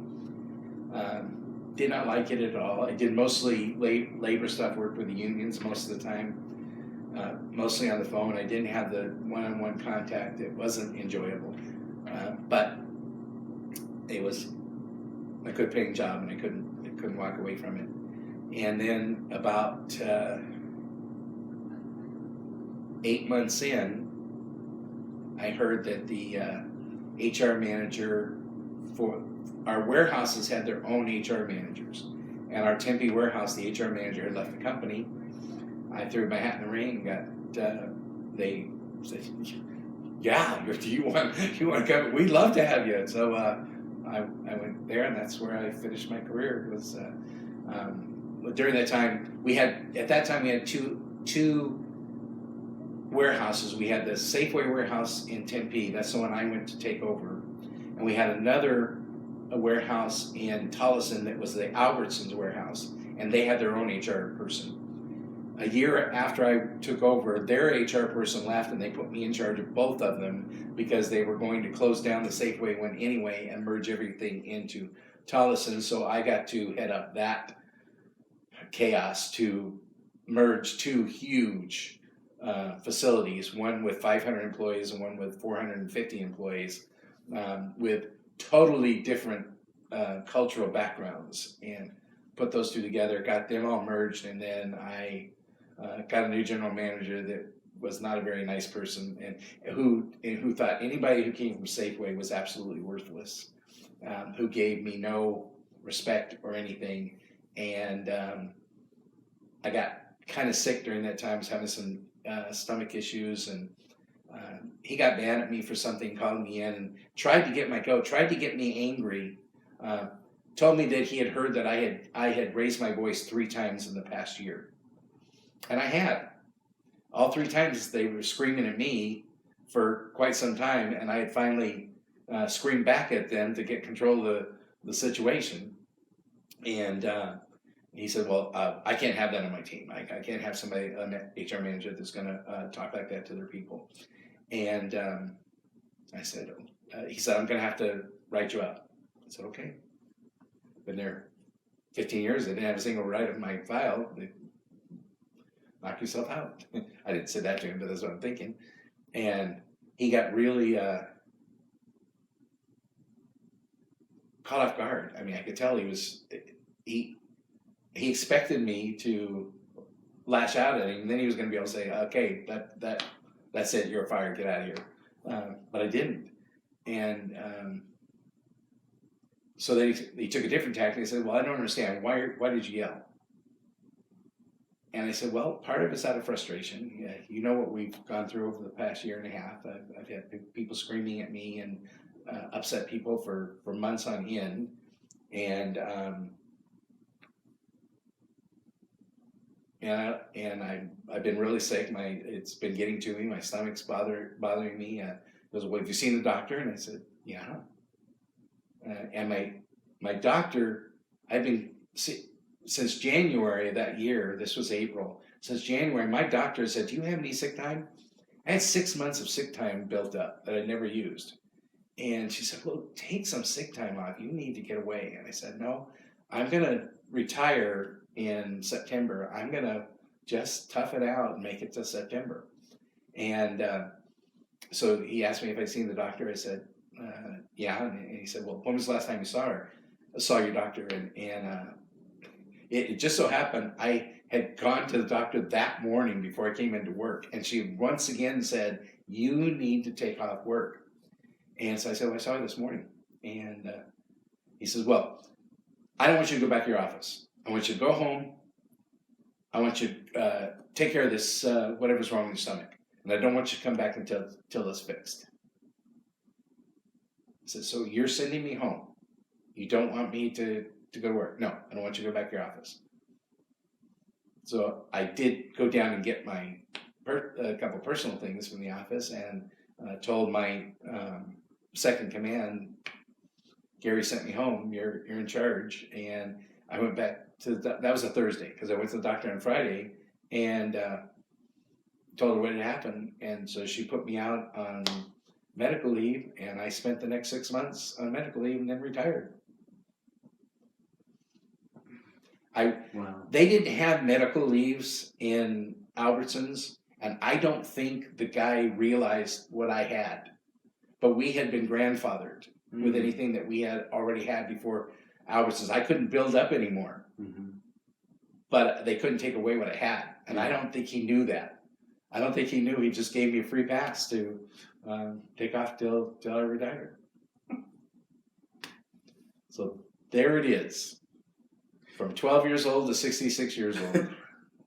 In that, podcasts, to my understanding, are listened to by young kids or people like me, like 30-somethings, 40-somethings, just trying to figure it out. My takeaway from kind of hearing the whole story in one fell swoop is kind of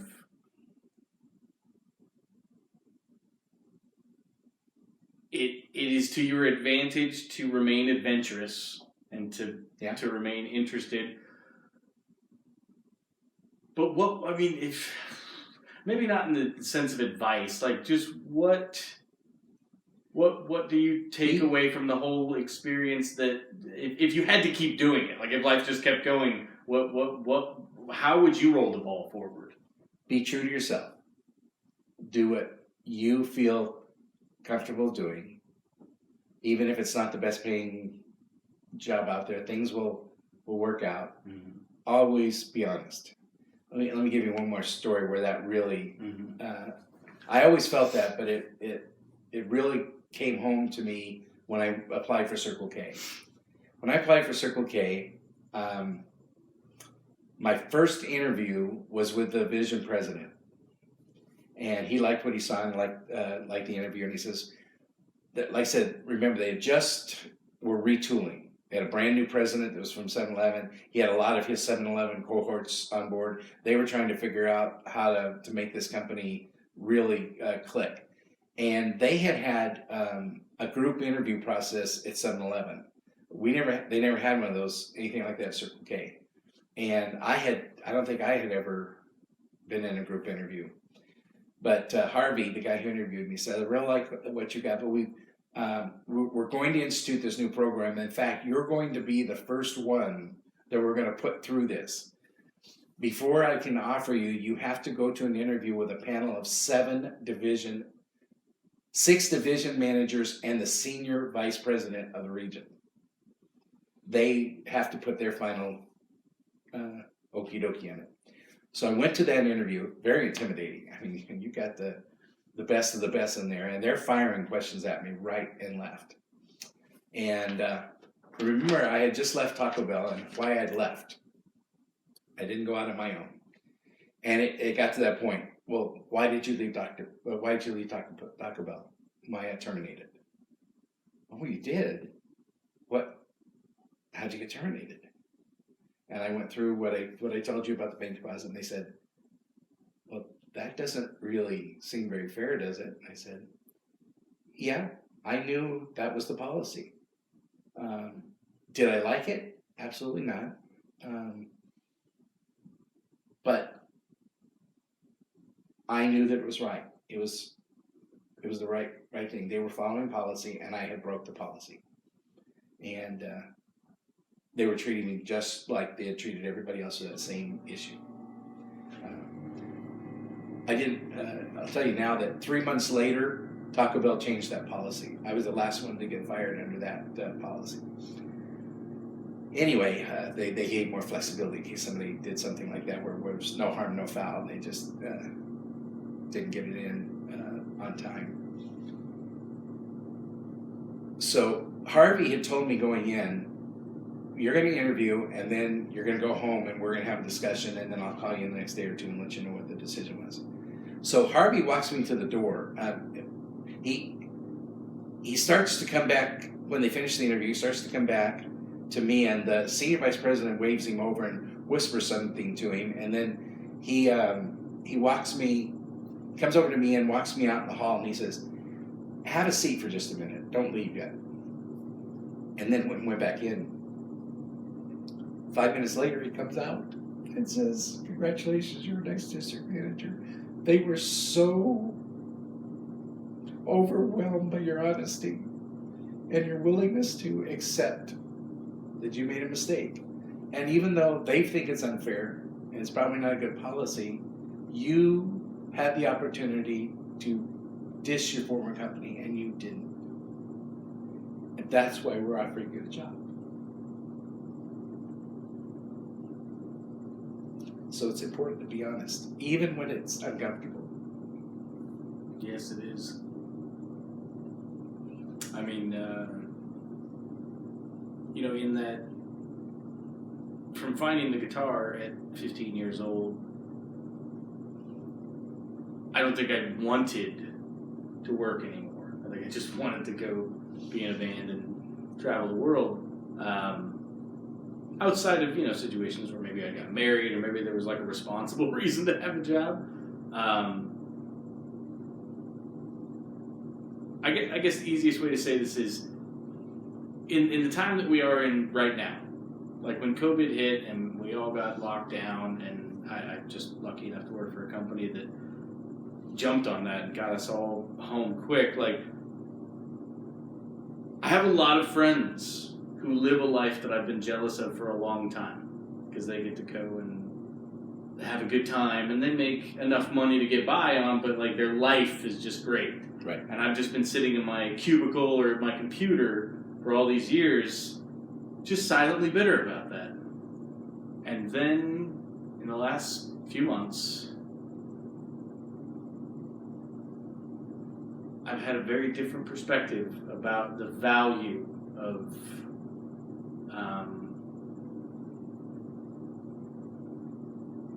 I guess what you taught me, in the sense of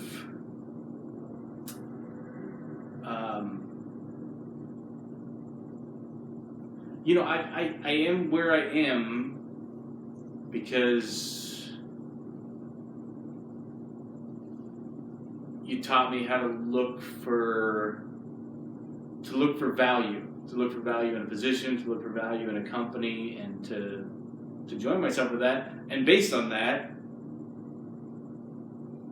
I'm not, stressing, and I'm not in some hole of depression because, my whole livelihood was based on the fact that there were people to entertain or just whatever I wish I could have been doing.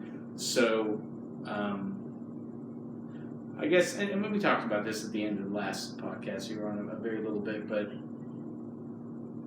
for a rebellious rock and roll kid like me, I don't even know that I know how you did it, but you managed to teach him like self-sustaining, like responsibility, to the point that like the fact that I'm okay right now has almost everything to do with you, because you taught me not to just go, think off and just be. I don't even know how to say it. Like you it's not even that you like taught. You didn't say anything to me. You just spent your whole life working in equal measure to support your family and also to seek some sort of like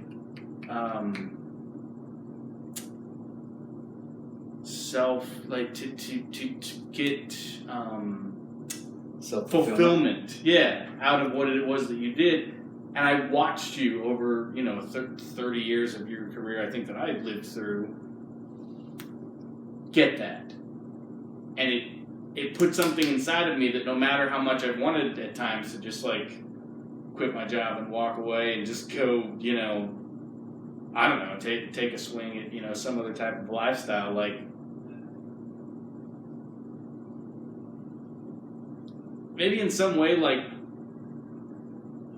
and again, maybe this factors into the bitterness of why me sitting in front of that, computer screen, that cubicle all those years. I think in some way, some of that bitterness was even aimed at you, because I blamed you for, I don't know, forcing this on me because it's all I knew, because it's all whatever.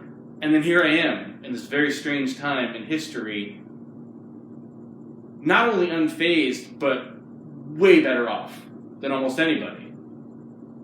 And yeah, it's rough being at home all the time, and I'm having a lot of the psychological ramifications that other people are having. But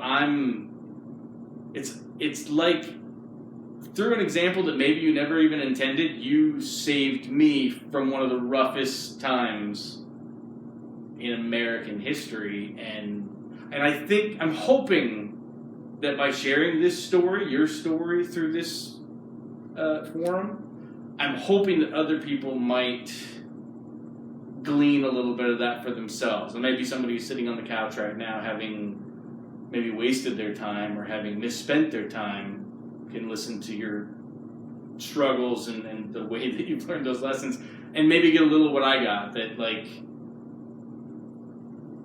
there's nothing wrong with being artistic, and there's nothing wrong with trying to monetize that, and there's nothing wrong with trying to be in, the industry of art. But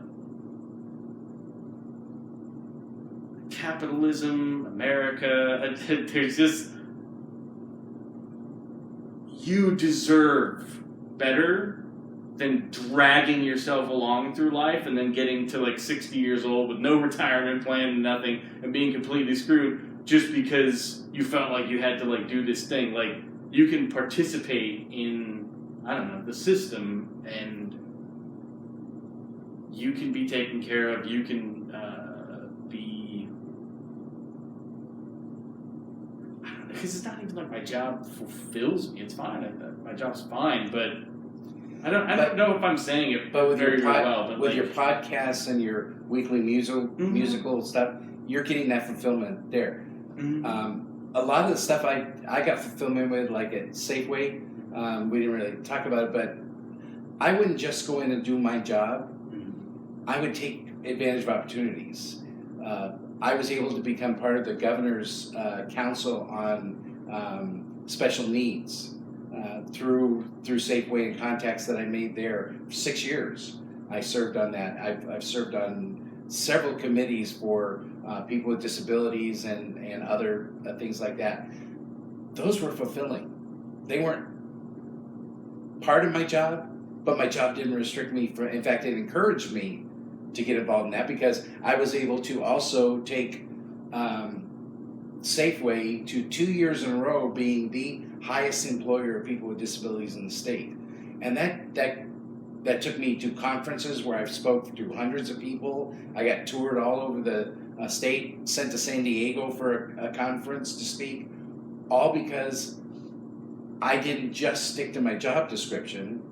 I embraced it and expanded what it was, and those things were legitimate HR things, but they weren't things that I had to do. I wasn't just doing what the job description said. I was looking to see how I could reach out and make things better and do more. And by doing that, it was fulfilling to me. And maybe that is phrasing what I'm trying to say a little better. I think maybe part of my intention of getting this all down, as I'm so happy that we finally did, it's the message of the film Mr. Holland's Opus, where at the end of that movie, he's getting fired from a job that he never even wanted, but he spent his life trying to use that job to do something meaningful, and he ended up having a number of great experiences as a result of that. And the end of that movie is that the impact of his life was immeasurable. And I suppose, as you've been telling these stories, and as you talked about even names of people that you remember from 30 and 40 years ago and how they impacted you, like, I'm glad that we got to, that you got to kind of express the opus of what you did. And I guess I'm just kind of glad to be a note in that weird little, it's not weird, in your symphony, that you did great things with your life. And I would hate for something like that to go or for like Mr. Holland to just feel like he wasn't rich or wasn't famous outside of his little town. So this is my weird way of keeping your song going in some way. So thanks for coming on the podcast again. I'm sure we'll do it again. Probably gonna be a Father's Day thing from now on. We'll go back to stories of all the adventures I've had. Adventures.